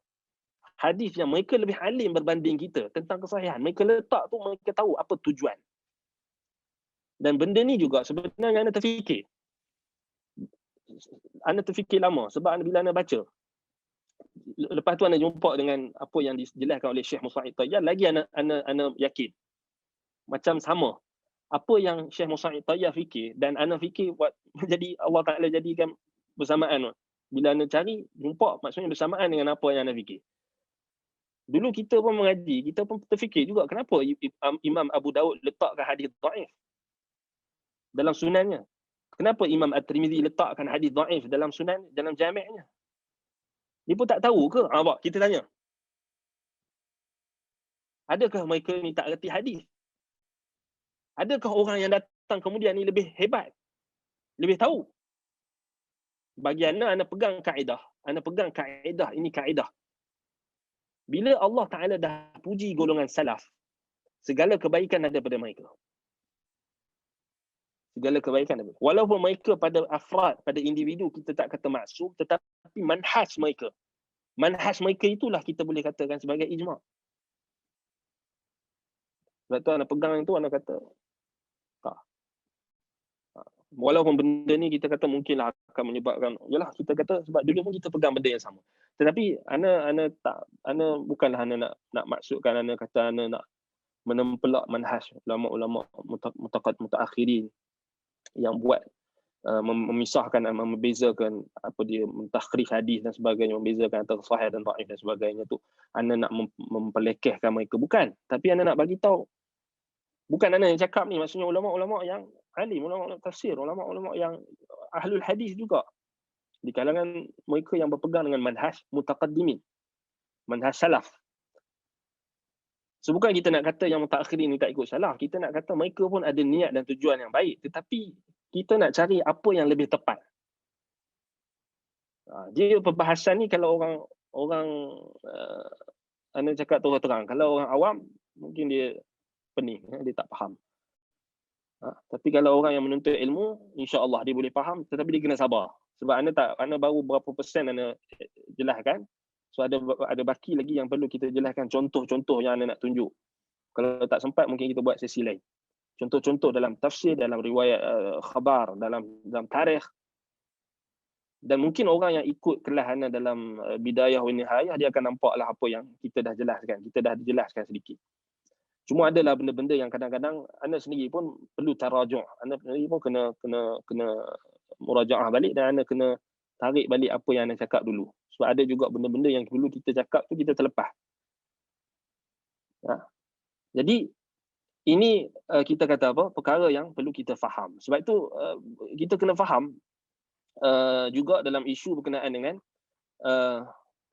apa faedah apa faedah Israiliyat ni. Pertama kita kena faham, bila sahabat riwayat, dia ada faedah. Bila sahabat riwayat, dia ada faedah. Dia takkan tak ada faedah. Ada faedah. Cuma faedah tu kita tak tahu apa. Hak tu kita kena mengaji. Ta'allum. Bukan kita terus-terus nak kritik. Oh nampak, ni Ibn Abbas banyak riwayat Israiliyat ni. Kritik terus. Siapa hang? Sedar sikit diri tu. Kadang-kadang kan, kita bukan nak kritik ulama yang buat kajian, tetapi kita nak bagi tahu itulah kaedah dia. Asal dia. Baik. Anda sebutkan kitab yang antara kitab yang masyhur yang tulis berkenaan dengan Israiliyat ni, yang di bahagian di sebelah pihak yang menentang, yang menolak Israiliyat secara total, ataupun kita tak boleh juga kata mereka menolak Israiliyat secara total, tetapi pentakrifan mereka terhadap Israiliyat itu telah menyebabkan kesan, mengubah persepsi masyarakat bahawasanya Israiliyat ni ada masalah. Israiliyat ni adalah sesuatu yang perlu ditolak secara total. Antaranya kitab Al-Israiliyat fi Tafsir wal Hadis oleh Syekh Dr. Muhammad Hussein Al-Zahabi rahimahullah. So kita tahu dia orang yang alim, pakar tafsir. Tetapi kita tak kata dia, kita tak boleh, maksudnya kita tak bolehlah kata dia maksum kan. Dia adalah, kita kata adalah yang tak tepat. Sebab itu datang ulama yang kemudian yang alim macam dia juga, bahkan lebih, yang mengkritik pendapat-pendapat dia. Bukan seorang. Sebab tu anda sebut nama-nama tadi, ramai jago-jago, bukan seorang. Begitulah juga kitab Israiliyat wal Mawdu'at fi Kutubi Tafsir oleh Dr. Muhammad bin Muhammad Abu Shahbah rahimahullah. So dua kitab inilah yang menjadi asas oleh yang digunakan dalam masyarakat kita, di dalam negara kita ini, untuk mereka menolak Israiliyat. Itu anda cakap terus terang. Maksudnya dua kitab ini, dan satu lagi kitab Israiliyat wa Atharuha fi Kutubi Tafsir oleh Dr. Ramzi Na'na'ah. Dan ramai lagi, tapi yang kitab yang masyhur dua tadi. Sebab kalau siapa yang pergi tengok, anda baru-baru ni anda tengok dalam satu buku yang kajian kononnya dia menolak Israiliyat. So dia bagi ni jelah dua lah kitab. Syekh Muhammad Hussein Al-Zahabi dengan Muhammad Abu Shahbah, itu je yang menolak. So kita nak bincang nanti apa dalil mereka menolak, dan apa jawapan golongan yang ikut mutaqaddimin, manhaj mutaqaddimin, manhaj Ibn Jarir At-Tabari, manhaj Ibn Abi Hatim, bahkan manhaj sahabat. Sebab itu kalau kita tengok dalam kajian Syekh Musa'id Tayyar, Syekh kita sebutkan nama-nama mereka tadi, ahli tafsir, mereka mengatakan riwayat sahabat Nabi yang meriwayatkan Israiliyat ni, kalau kita nak tengok balik, hampir-hampir berlaku ijma' dalam masalah ni. Hampir-hampir berlaku ijma'. Bahkan Syekh Musa'id Tayyar kata ijma'. Sebab apa ijma'? Sebab dia tak dapati dalam tafsir At-Tabari, melainkan ada sahaja riwayat Israiliyat yang disebutkan oleh sahabat.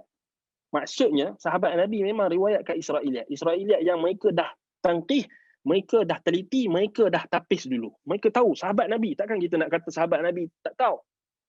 Takkan kita nak kata sahabat Nabi ni cuba untuk masukkan unsur-unsur asing dalam Al-Quran. Seperti mana yang didakwa oleh Muhammad Abu Shahbah. Muhammad Abu Shahbah didakwa Israiliyat ni adalah penyelusupan musuh-musuh Islam ke dalam Al-Quran untuk merosakkan. Itu dia punya kesalahan dia. Salah. sudut pandang yang salah. Tak betul. Sebab kalau kita kata Israeliat ni dibawa masuk oleh musuh-musuh, maksudnya sahabat Nabi musuh. Bahaya tu. Kesan dia. Sedangkan kita bila kita sebut kita salaf, kita nak ikut salaf, kita nak pertahankan siapa? Sahabat Nabi. Lebih daripada diri kita. Lebih daripada mana-mana tokoh. Sebab tu kenapa anda tengok penjelasan oleh Syekh Musa'id Tayyar tu memang sangat-sangat kuat. Dia kata kesan dia macam apa dakwaan Syekh Muhammad Abu Syahbah bila dia kata Israeliat ni adalah penyelusupan oleh musuh-musuh Islam untuk merosakkan ayat Quran, untuk merosakkan Quran dengan hadis. Ini yang diterima pakai oleh ramai orang sampai hari ni. Bila mereka pandang Israeliat, mereka kata ni. Sedangkan sahabat Nabi riwayat Israeliat. Macam mana kita kena pilih? Nak ikut salaf atau khalaf? Bagi anda kata kita kena ikut salaf, wajib. Sebab kita duduk awal kita nak ikut salaf, betul tak? Kena ikut salaf dalam serba-serbi. Baik.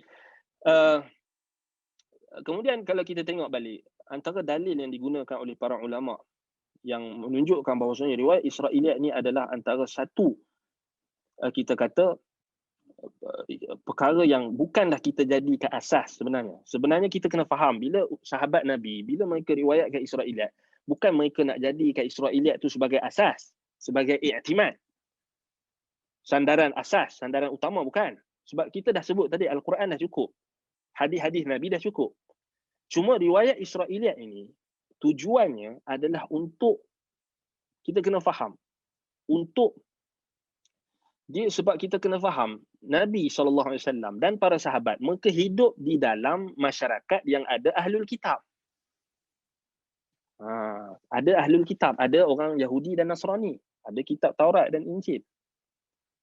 Sebab itulah untuk kita kata untuk meraihkan kemaslahatan dari sudut dakwah, dari sudut nak menyeru mereka untuk beriman dengan Nabi Muhammad SAW.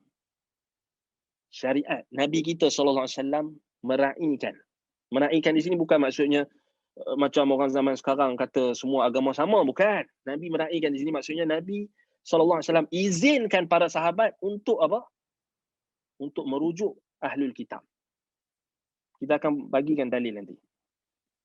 Baik, antaranya adalah apa yang diriwayatkan oleh Imam Al-Bukhari dan Muslim daripada Ibnu Umar radhiyallahu anhu. Katanya, innal yahuda ja'u ila Rasulillah sallallahu alaihi wasallam fadhakaru lahu rajulan minhum wa imra'atun zanaya.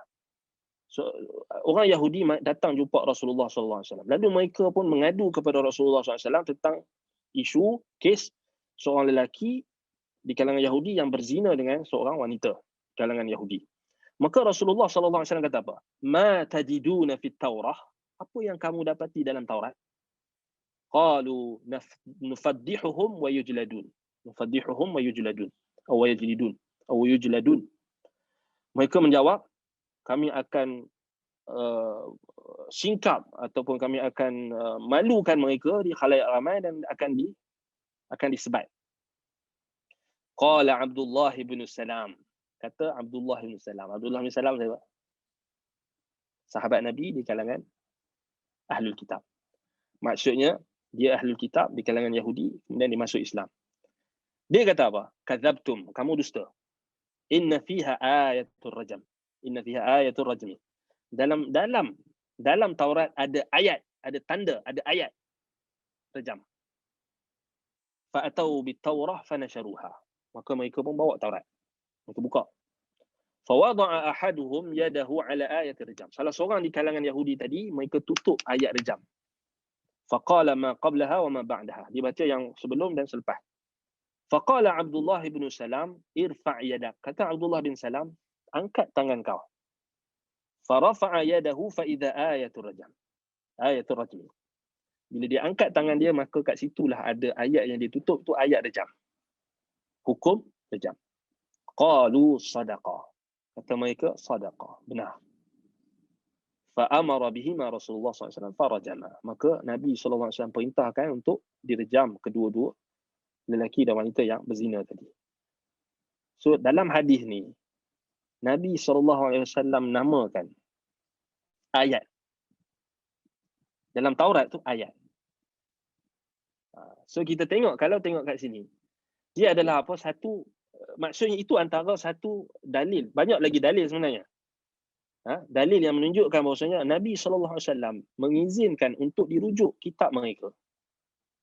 Untuk tujuannya untuk membenarkan apa yang dihukumkan oleh Nabi SAW. Dan untuk membuktikan bahawasanya Nabi SAW ni adalah Nabi akhir zaman, Nabi yang menjadi penutup Nabi-Nabi. Tidak ada Nabi setelahnya. Yang mana Bani Israel wajib ikut dia. So kita kena faham. Begitulah juga sahabat-sahabat Nabi. Manhaj mereka dalam Israiliyat ni, mereka akan tanya, hal tajiduna fit Taurah? Hal tajiduna fit Taurah? Kalau mereka bawa riwayat, mereka, adakah kamu dapati dalam Taurat? Adakah kamu dapati dalam Taurat? Mereka suruh tanya, mereka tanya Ka'ab al-Ahbar, tabi'in. Sebab itu kalau kita tengok balik, contoh yang Imam Ibn Jarir At-Tabari bawa daripada riwayat Sa'id bin Al-Musayyib. Katanya, Ali bin Abi Talib radhiyallahu an berkata kepada seorang Yahudi, Aina Jahannam? Di mana Jahannam? Faqala al-bahru. So orang Yahudi itu jawab, di lautan. Faqala ma arahu illa sadiqan. Kemudian kata Ali, aku tak melihat dia ni, Yahudi ni, melainkan benar. Wal bahril masjur. Kemudian Ali menggunakan ayat Al-Quran dalam surah At-Tur ayat 6, wal bahri al-masjur. Wa idzal biharu sujjirat. Maka Ali bin Abi Talib radhiyallahu an membenarkan apa? Si Yahudi tadi kerana adanya syahid daripada Al-Quran yang membenarkan. Nampak? Kemudian banyaklah perkara yang kita nak kena bincang kan, dari sudut syubhat ataupun dalil-dalil yang membantah. So ada juga dalil yang membantah sebab ialah masing-masing kita kata nak mencari kebenaran, so mereka ada dalil dan mereka ada istidlal mereka. So kita akan bincang kemudian. Baik. Kemudian riwayat Israiliyat daripada tabi'in. Daripada tabi'in lebih banyak daripada sahabat lah. Antaranya Ka'ab al-Ahbar, wafat 32 Hijrah. So tak benar mengatakan Ka'ab al-Ahbar ni adalah pendusta. Ini juga adalah kezaliman kepada Ka'ab ibn al-Ahbar. Ka'ab al-Ahbar. Maaf, bukan Ka'ab ibn al-Ahbar. Ka'ab al-Himyari. Al-Ahbar al-Himyari. Tabi'in, fiqah.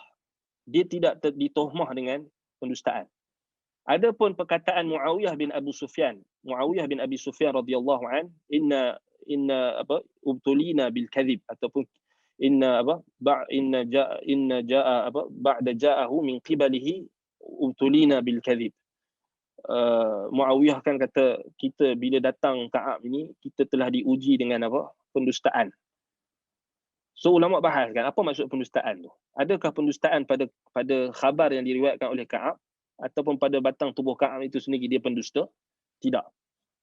Maksudnya daripada kitab yang diselewengkan oleh orang Yahudi, bukan pada Ka'ab. So kita kena faham. Ka'ab al-Ahbar fiqah.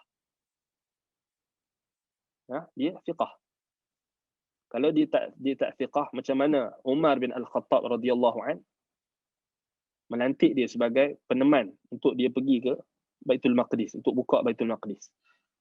Kemudian Umar tanya dia. Cuma adalah bila Umar nampak orang duk asyik tanya dia, Umar pun marah jugalah. Janganlah duk asyik tanya dia saja kan. Nanti tak betul juga. Tetapi nak bagi tahu, Ka'ab al-Ahbar antara tokoh tabi'in yang dipercayai. Dan sahabat-sahabat antaranya Ibnu Abbas meriwayatkan daripada Ka'ab al-Ahbar. Kalaulah Ka'ab al-Ahbar ni kadzab ke, muttaham bil kadzib ke, kadzab ke, pendusta ke, tak fiqah ke, Abdullah bin Abbas orang pertama yang akan tinggal riwayat dia. Tapi sahabat-sahabat Nabi riwayat dia. So itu satu taujih. Kemudian yang kedua, riwayat Wahab ibn Munabbih. Dia lebih banyak berbanding Ka'ab al-Ahbar. Wahab ibn Munabbih juga fiqah. Dan dikatakan sumber Wahab ibn Munabbih ni adalah kitab-kitab umat terdahulu, antaranya Taurat dan Injil. Jadi Wahab ibn Munabbih ni, kalau kita tengok riwayat Israel, dia antara yang banyak. Al-Hafiz Ibn Katsir rahimahullah, walaupun Ibn Katsir ni dia punya manhaj dia tak sama 100% macam Ibn Jarir At-Tabari. Dia ada kritik juga. Tetapi dalam beberapa isu, dia akan nukilkan Wahab dan Munabih. Seperti mana yang dikatakan oleh Wahab dan Munabih. Kemudian yang berikutnya adalah As-Suddi. As-Suddi juga antara ulama tafsir. Ulama tafsir. Baik, ada orang tanya, tapi Ustaz, bukankah riwayat mereka dalam hadis ini tak kuat? Ini yang kita kena faham. Baik, bila kita bincang tentang tafsir, bila kita bincang tentang riwayat Israel dari sudut tafsir dan juga dari sudut hadis, kita kena faham, kita tak bincang tentang berkait dengan hadis hukum. Kita tak bincang juga berkenaan dengan ayat-ayat hukum hakam. Dia lebih fokus kepada perincian dalam tafsir dan juga kisah-kisah para nabi dan rasul. Sebab tu anda kata dah awal tadi, jangan kita faham, kita ambil Israiliyat ni kan nak faham hukum. Tak boleh. Sebab tu kenapa dalam hadis ulama ketat. Bila hadis melibatkan hukum hakam, bila kita nak sandarkan hukum kepada Rasulullah sallallahu alaihi wasallam, sebab tu dia ketat. Sebab tu kaedah ulama salaf macam Imam Ahmad sebut, kemudian dan ramai lagi, Abdul Rahman bin Mahdi dan ramai lagi, mereka sebut bila datang riwayat tentang hukum hakam kami ketatkan. Tetapi bila datang riwayat tentang apa? Sejarah ataupun tarikh ataupun kisah tafsir, maka kami tasahalna, kami memudahkan. Maksudnya tak seketat dalam tafsir, dalam hadis. So kita kena bezalah antara dua manhaj. Even dalam akidah pun macam tu juga. Kan, macam tu juga. Sebab tu dia perkara ni kita akan nampak bila kita banyak buka kitab-kitab salaf, manhaj. Yang paling penting kita nak faham manhaj ulama tu, manhaj Imam Ibn Jarir At-Tabari macam mana. Baik, pembahagian Israiliyat dari sudut topik dan isi kandungannya. Ini kita kata Israiliyat terbahagi dari sudut topik dan madmun, konten, kita kata isi kandungannya. Israiliyat berkenaan dengan bad'ul khalq. Yang ni antara yang diriwayatkan oleh sahabat Nabi. Contohnya macam penciptaan arash, penciptaan langit dan bumi. So disebutkan sama ada dalam tafsir ataupun dalam bad'ul khalq, permulaan penciptaan. Kemudian Israiliyat berkenaan dengan kisah para nabi dan rasul. Ini lebih banyak berbanding bad'ul khalq sebab para nabi-nabi ramai kan, Bani Israel. So Israiliyat berkenaan kisah para nabi. So ini anda nak bagi tahu ni tak ada langsung sentuh berkenaan dengan hukum hakam. Hukum hakam tak ada. Usul akidah ada. Cuma macam mana kita nak faham, dalam akidah pun ada je riwayat-riwayat Israiliyat. Kalau kita buka dalam As-Sunnah oleh Abdullah ibn Ahmad ibn Hanbal, ada je riwayat tentang Hamalatul Arsh. Buka dalam As-Sunnah Ibn Abi Asim, ada saja. Buka kitab-kitab awal. Jangan kita hanya ambil tesis-tesis kemudian ni. Kalau kita ambil tesis kemudian, memanglah kita celaru. Sebab tesis-tesis yang kemudian ni, mereka ikut kaedah-kaedah yang mereka bina sendiri. Sebab tu anda kata, orang yang nak ikut manhaj salaf, dia tak boleh jadikan rujukan utama dia tesis-tesis orang kemudian. Tesis orang kemudian ni bolehlah kalau dia nak rujuk dalam konteks apa kita kata dalam perbahasan berkenaan dengan hukum hakam yang nawazil, benda yang tak berlaku lagi ataupun berlaku isu-isu topik-topik baru, itu silakan. Usul fiqh ke masalah dengan fiqh, silakan. Tetapi berkenaan dengan isu, berkenaan dengan akidah, berkenaan dengan kita kata tafsir, berkenaan dengan tarikh, nak tak nak kita kena rujuk macam mana manhaj ulama salaf yang terdahulu.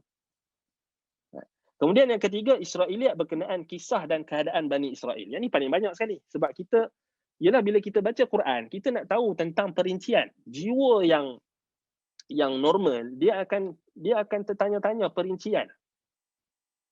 Perincian berkenaan dengan ayat-ayat Al-Quran yang cerita tentang Bani Israel tu. Yang itu banyak sekali. Sebab tu kenapa tafsir datang perincian tu.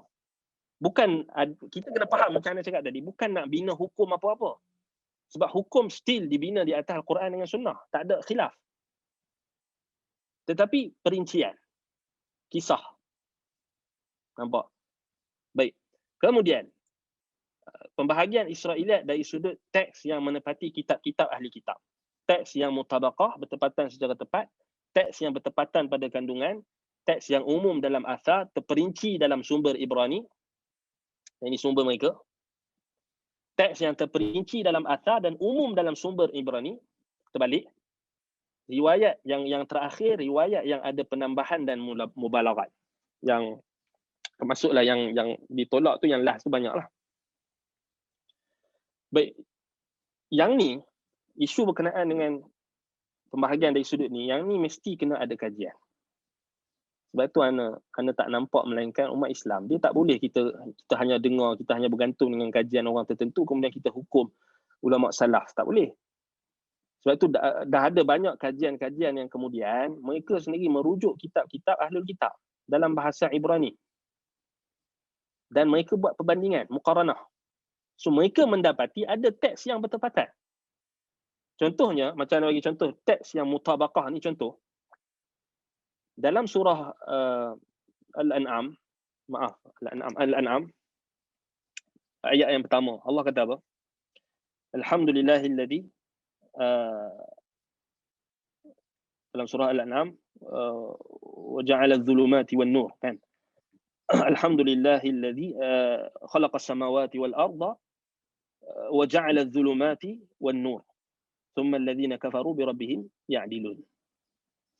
Ayat ni, ayat surah Al-An'am ayat 1 ni, kalau kita buka dalam tafsir Tabari atau tafsir salaf, Ibnu Abbas radhiyallahu anhuma bagi tahu ayat ni sama macam muqaddimah Taurat. So muqaddimah Taurat apa? Genesis. Yang in the beginning God create heaven and the earth tu. Kemudian God said let them be light. Jadi cahaya. So cahaya dengan kegelapan. So yang tu kan. Dalam bahasa, dalam kitab mereka. So dipanggil mutabaqah. So itu perlukan kepada muqaranah, perbandingan. Sebab itu kita perlukan kajian. Sebab itu dah ada kajian sebenarnya, dah ada kajian. Tesis-tesis dah ada. Yang tu kita kata kita perlu fahamlah sebab apa benda tu perlu diketahui. Baik, teks yang bertepatan pada kandungan. Pada kandungan boleh jadi dia tak bersamaan dalam dari sudut lafaz dia, tetapi dalam kandungan sama. Tu teks yang umum dalam athar, sudut athar, sahabat riwayatkan, tetapi terperinci dalam sumber Ibrani. Dan nak dapat perinciannya dalam sumber mereka. Sumber Ahlul Kitab. Teks yang terperinci dalam athar dan umum dalam sumber Ibrani. So kita boleh dapatlah, nampaklah macam mana bila kita faham benda ni, kita boleh nampak macam mana ilmu yang ada pada sahabat Nabi tu mengatasi ilmu yang ada pada Ahlul Kitab, sebab mereka ambil ilmu daripada Nabi SAW. Kat situlah kita boleh attack ataupun kita boleh target dakwah kita kepada Ahlul Kitab. Bukan kita hanya faham semua Yahudi sesat, tapi kita tak pernah kaji. Macam orang kita sekarang ni, dia benci Israel. Dia benci membabi buta je. Dia tak pernah tahu, tak pernah kaji. Sebut Israel, sebut Yahudi, semua jahat. Memanglah jahat, tapi adakah adil? Quran ajarkah kita adil macam tu? Allah Ta'ala sebut dalam Quran, wala yajrimannakum syana'anu qaumin ala alla ta'dilu i'dilu huwa aqrabu littaqwa. Jangan disebabkan kebencian kamu kepada satu kaum menyebabkan kamu tak berlaku adil. Disebabkan kita benci dengan Yahudi, Israel sekarang ni, kemudian habis Israel habis semua kita benci juga. Termasuk Bani Israel, termasuk ulama-ulama Bani Israel yang beriman dengan Nabi SAW, sahabat-sahabat Nabi termasuk. Adakah itu adil? Tak adil. Nampak? Sebab itu, ini pembahagian-pembahagian yang anda sebutkan ini, ada perincian dia, dan mungkinlah anda akan bincangkan lebih terperinci. Baik, anda nak tengok soalan dia. Anda harap soalan dalam topik lah, sebab memang topik ni agak tough sebenarnya. So, dia kena baik. Okey, kita tengok. Assalamualaikum Ustaz. Maaf, surah ni kita jawab dia. Ustaz, nak tanya soalan akhir-akhir ni, muncul golongan yang salah guna hadis akhir zaman. Soalannya, adakah Ustaz dapati mereka ada menggunakan riwayat-riwayat Israiliyat sebagai hujah mereka? Sebenarnya tak ada pun. Even kalau ada pun riwayat Israiliyat, dia kita kata kalau ada pun mereka ambil daripada tafsiran ulama Yahudi yang datang kemudian. Dia bukan daripada Taurat pun. Dia bukan daripada riwayat Israiliyat yang asal pun sebenarnya. Sebab kita kena faham, riwayat Israiliyat yang kita bincang ni adalah riwayat Israiliyat yang termaktub dalam Taurat, termaktub dalam kitab mereka. Kitab asal.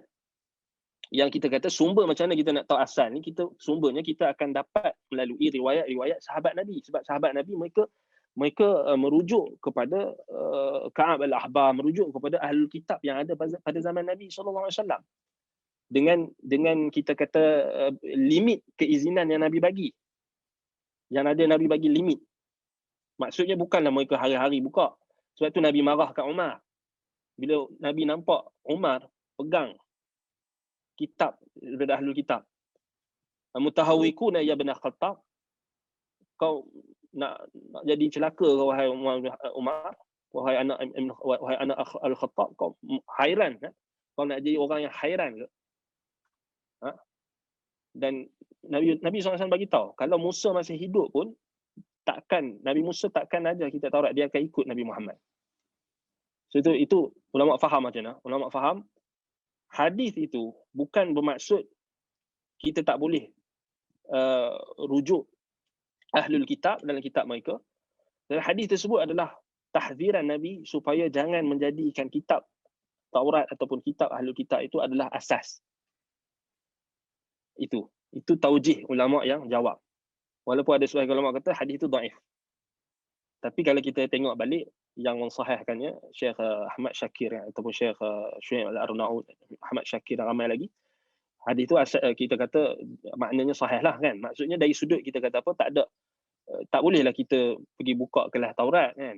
Itu memang nak kena lah. Itu memang kalau Ibnu Abbas hidup pun memang ada larangan juga. Ibnu Abbas marah. Maksudnya orang yang Ibnu Abbas juga larang ambil daripada riwayat Bani Israel ni yang palsu, maksudnya yang tahrifan, penyelewengan mereka. So kalau golongan yang salah guna hadis akhir zaman ni, kebanyakan mereka akan ambil tafsiran dan juga ramalan ulama-ulama Yahudi yang datang kemudian, yang mereka meramalkan kiamat akan berlaku sekian waktu, sekian tahdid waktu tu. Itu sebenarnya mereka ambil Israiliyat yang tu. Israiliyat yang kita kata yang mentahdidkan usia dunia. Walaupun benda ni memanglah Ibnu Jarir At-Tabari pun ada sebut, ada nukil kan. Tapi kat situ bercanggah lah. Situ kita kena tolak lah. Memanglah tu riwayat Israiliyat, tapi yang tu bercanggah. Sebab apa? Bercanggah dengan realiti. Sebab apa? Kiamat tak berlaku dah, walaupun dah lebih daripada 6,000 tahun. Daripada zaman yang mereka ramal tu, mereka kata 6,000 tahun. Lepas tu akan berlaku kiamat. So dah lepas, tak berlaku. So salah lah.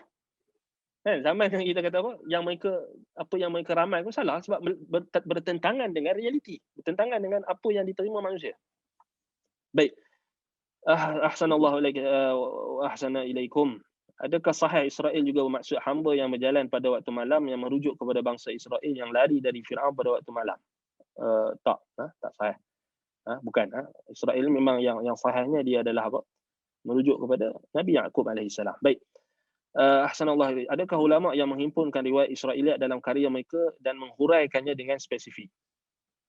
Setakat ni tidak ada lagi. Tak jumpa lagi yang menghuraikan secara spesifik.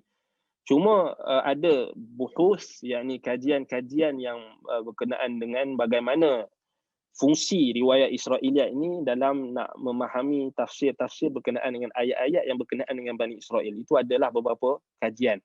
Buhus, kajian-kajian ringkas, contohnya macam kisah Samiri. Kisah fitnah Samiri itu ada satu kajian yang dia membahaskan macam mana kita nak faham siap ayat dan peristiwa itu dengan menggunakan riwayat Israiliyat, dan ulama-ulama tafsir di kalangan salaf tak lari daripada riwayat Israiliyat untuk menjelaskan perincian kisah itu.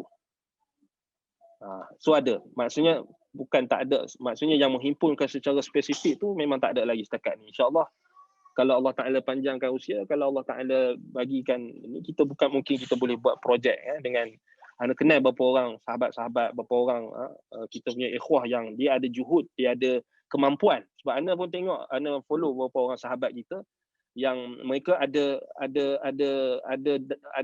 dasar ilmu yang kokoh. Mereka bukan orang yang calang-calang, mereka hafal Quran, mereka menguasai ilmu Quran. Dan kita tengok daripada tulisan-tulisan mereka, walaupun mereka masih muda, tapi ada kita kata ada potensi untuk kita buat projek. Kita buat projek, maksudnya kita himpunkan riwayat Israiliyat. Dia tak boleh seorang je. Dia tak boleh seorang. Dia kena ada team.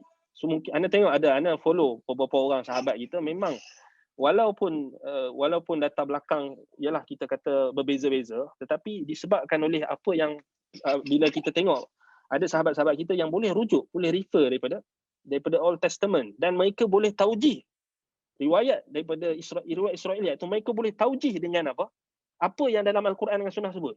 So kita nak apa? Kita nak macam itulah. Kita nak, sebab apa? Sebab apa anda cakap macam ni? Sebab Al-Quran ni sifat dia apa? Apa nama Al-Quran? Apa nama sifat Al-Quran? Antaranya muhaimin.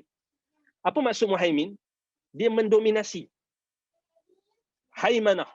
Dia mendominasi. Maksudnya Al-Quran, dia mendominasi apa yang ada dalam kitab-kitab terdahulu. Dia menjadi hujjah, dia memansuhkan, dan dia mendominasi. Dia menjelaskan lagi. Sebab itu anda nampak, inilah antara wasilah, cara macam mana kita nak berdakwah kepada ahlul kitab.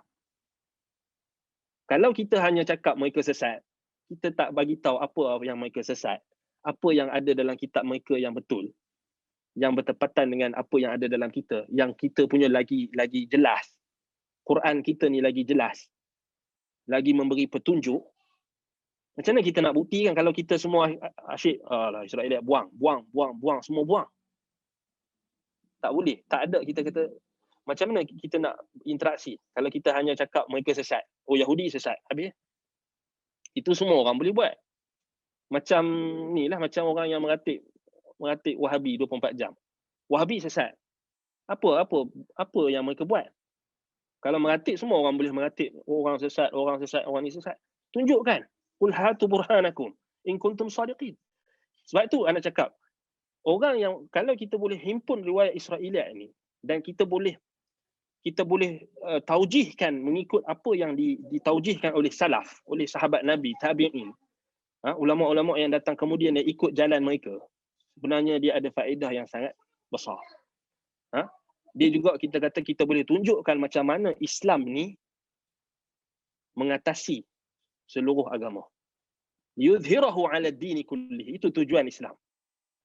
Macam mana kita nak?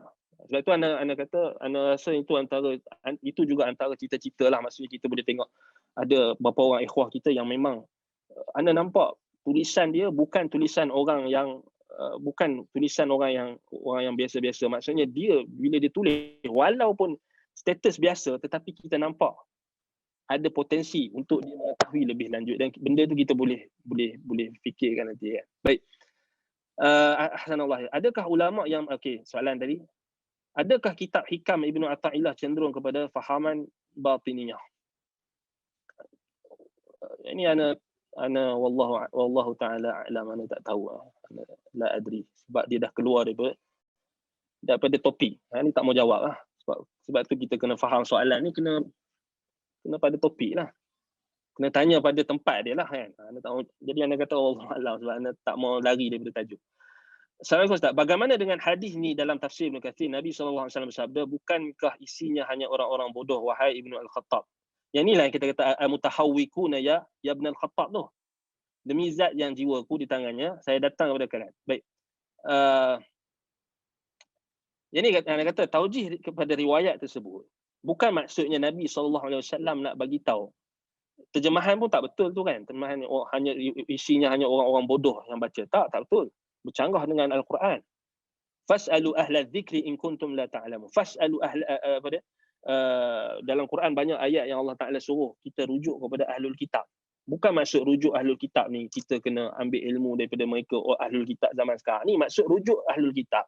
Rujuk orang-orang beriman di kalangan ahlul kitab yang beriman dengan Nabi SAW, yang membenarkan kenabian Nabi Muhammad SAW. Buka dalam Sahih Al-Bukhari, kitab Bad'ul Wahyi, mula kitab dalam Sahih Al-Bukhari. Siapa orang pertama yang beriman dengan Nabi Muhammad SAW? Adakah orang yang baca kitab bodoh? Siapa berani cabar? Kalau kita kata riwayat yang Nabi marah Umar, al-mutahawwikuna ya Ibn Al-Khattab, terjemah pula kata isinya hanya orang-orang bodoh. Salah. Al-mutahawwikuna ya Ibn Al-Khattab, maksudnya apakah engkau kehairanan wahai Umar? Bukan Nabi kata kitab tu isi dia bodoh. Ini tak betul terjemahan. Sebab itu anda katakan terjemahan pun kita tak boleh pakai terjemahan yang kita faham. Balik kepada asal. Mutahawwikuna ya ibn al-Khattab. Maksudnya apakah? Maksudnya Nabi marah sebab Nabi nampak Umar pegang kitab Taurat waktu tu, kitab daripada salah satu chapter daripada kitab Taurat. Nabi marah sebab Umar waktu tu tengah di hadapan ramai orang. Dan Nabi nak bagi petunjuk, nak ajar kepada Umar bahawasanya benda tu sebenarnya tak akan memberi apa-apa. Kita kata Al-Quran itu sudah cukup. Macam kita bagi tahu tadi. Secara perinciannya dalam masa yang sama, Nabi juga izinkan sahabat, Nabi izinkan Zaid bin Thabit untuk belajar bahasa Ibrani dan bahasa Suryani. Kita nak faham. Kalau dalam kitab mereka tu ada benda yang bodoh, benda yang khurafat, kenapa Nabi suruh belajar? Satu. Dalam riwayat tu juga Nabi nak bagi tahu supaya apa? Dibezakan. Nabi nak tahu supaya mereka ni kalau tipu Nabi boleh tahu. Kan? Baik. Kita sebut balik Sahih Al-Bukhari ni. Buka dalam Sahih Al-Bukhari, kitab pertama dalam Sahih Al-Bukhari, kitab Bad'ul Wahyi. Orang yang pertama beriman dengan Nabi Muhammad sallallahu alaihi wasallam siapa? Selain Khadijah. Waraqah bin Nawfal, ahlul kitab. Ahlul kitab. Sebab itu kita banyak duk tengok ahlul kitab ni, kita duk banyak tengok yang orang Yahudi sekarang, Israel. Kita dah menzalimi ahlul kitab yang beriman. Macam Waraqah bin Nawfal.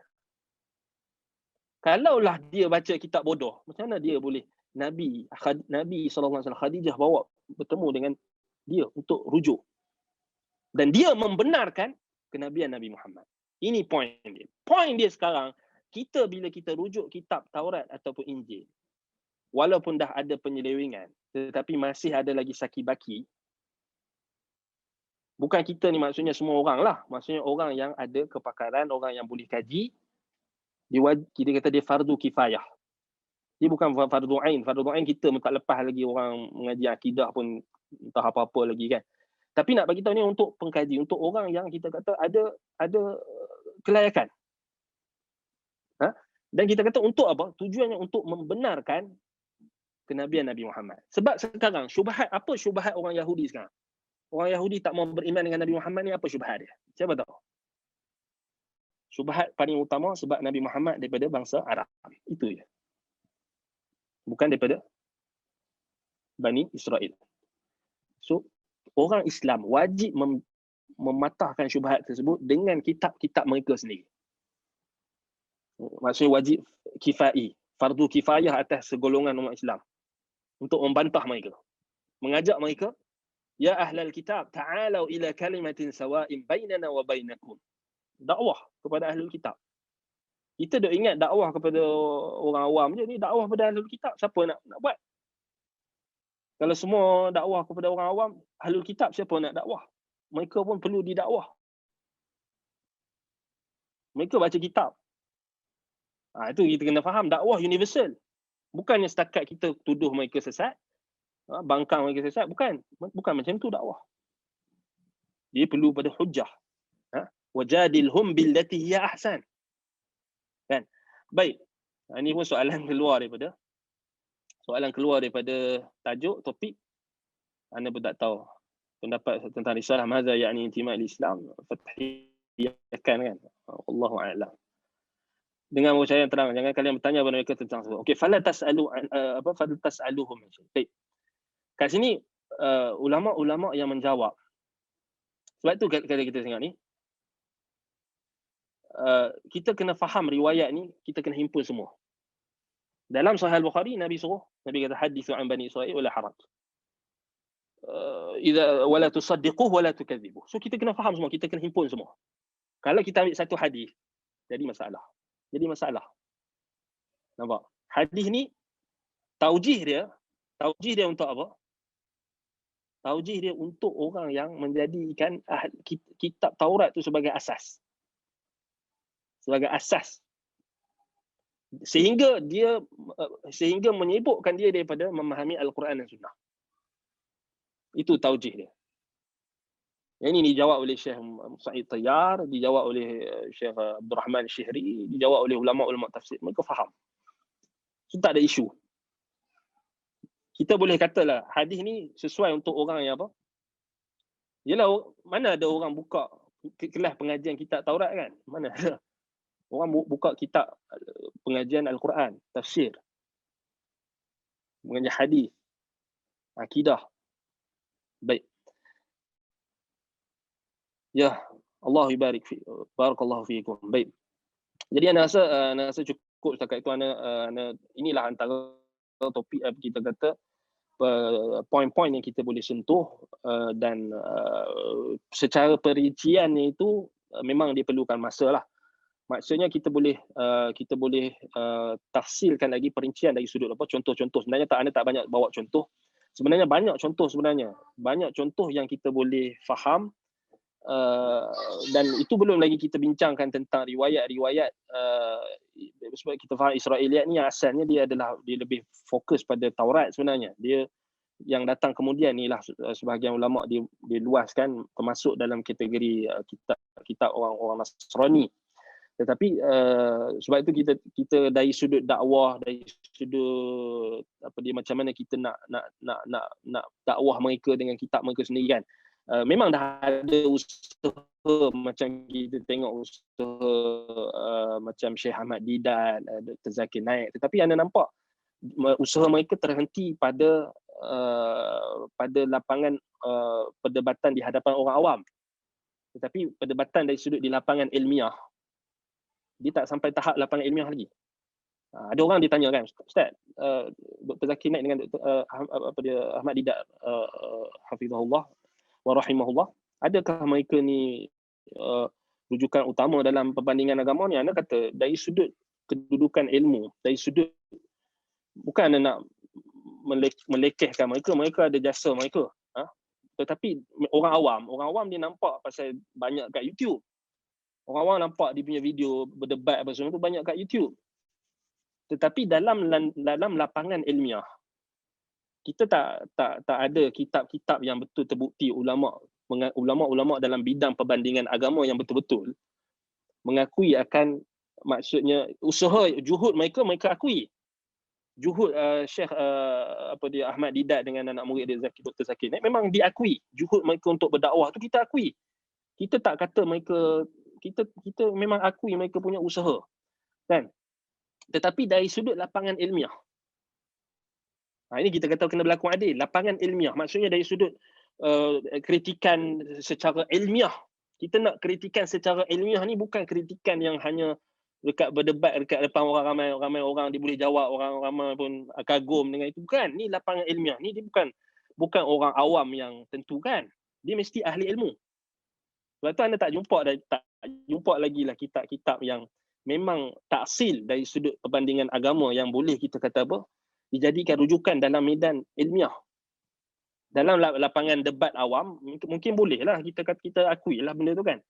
Baik, benarkah macam lagi?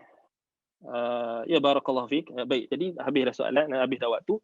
Baik, jadi mungkinlah anda akan susun lagi tajuk ni, mungkin perinciannya, tajuk yang lebih terperinci pada sesi yang akan datang.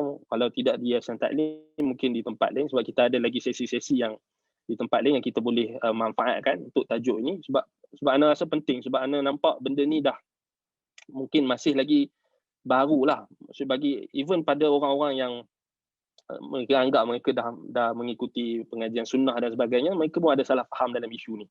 So kita nak perbetulkan sedikit isu berkenaan dengan Israiliyat ni. So kita kena teruskan usaha. Dan anda rasa cukup setakat itu.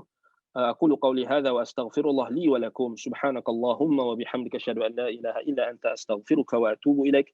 Sallallahu ala Muhammadin wa ala alihi wa sahbihi wa baraka wa sallam. Alhamdulillahirabbil alamin. Wassalamu alaikum warahmatullahi wabarakatuh.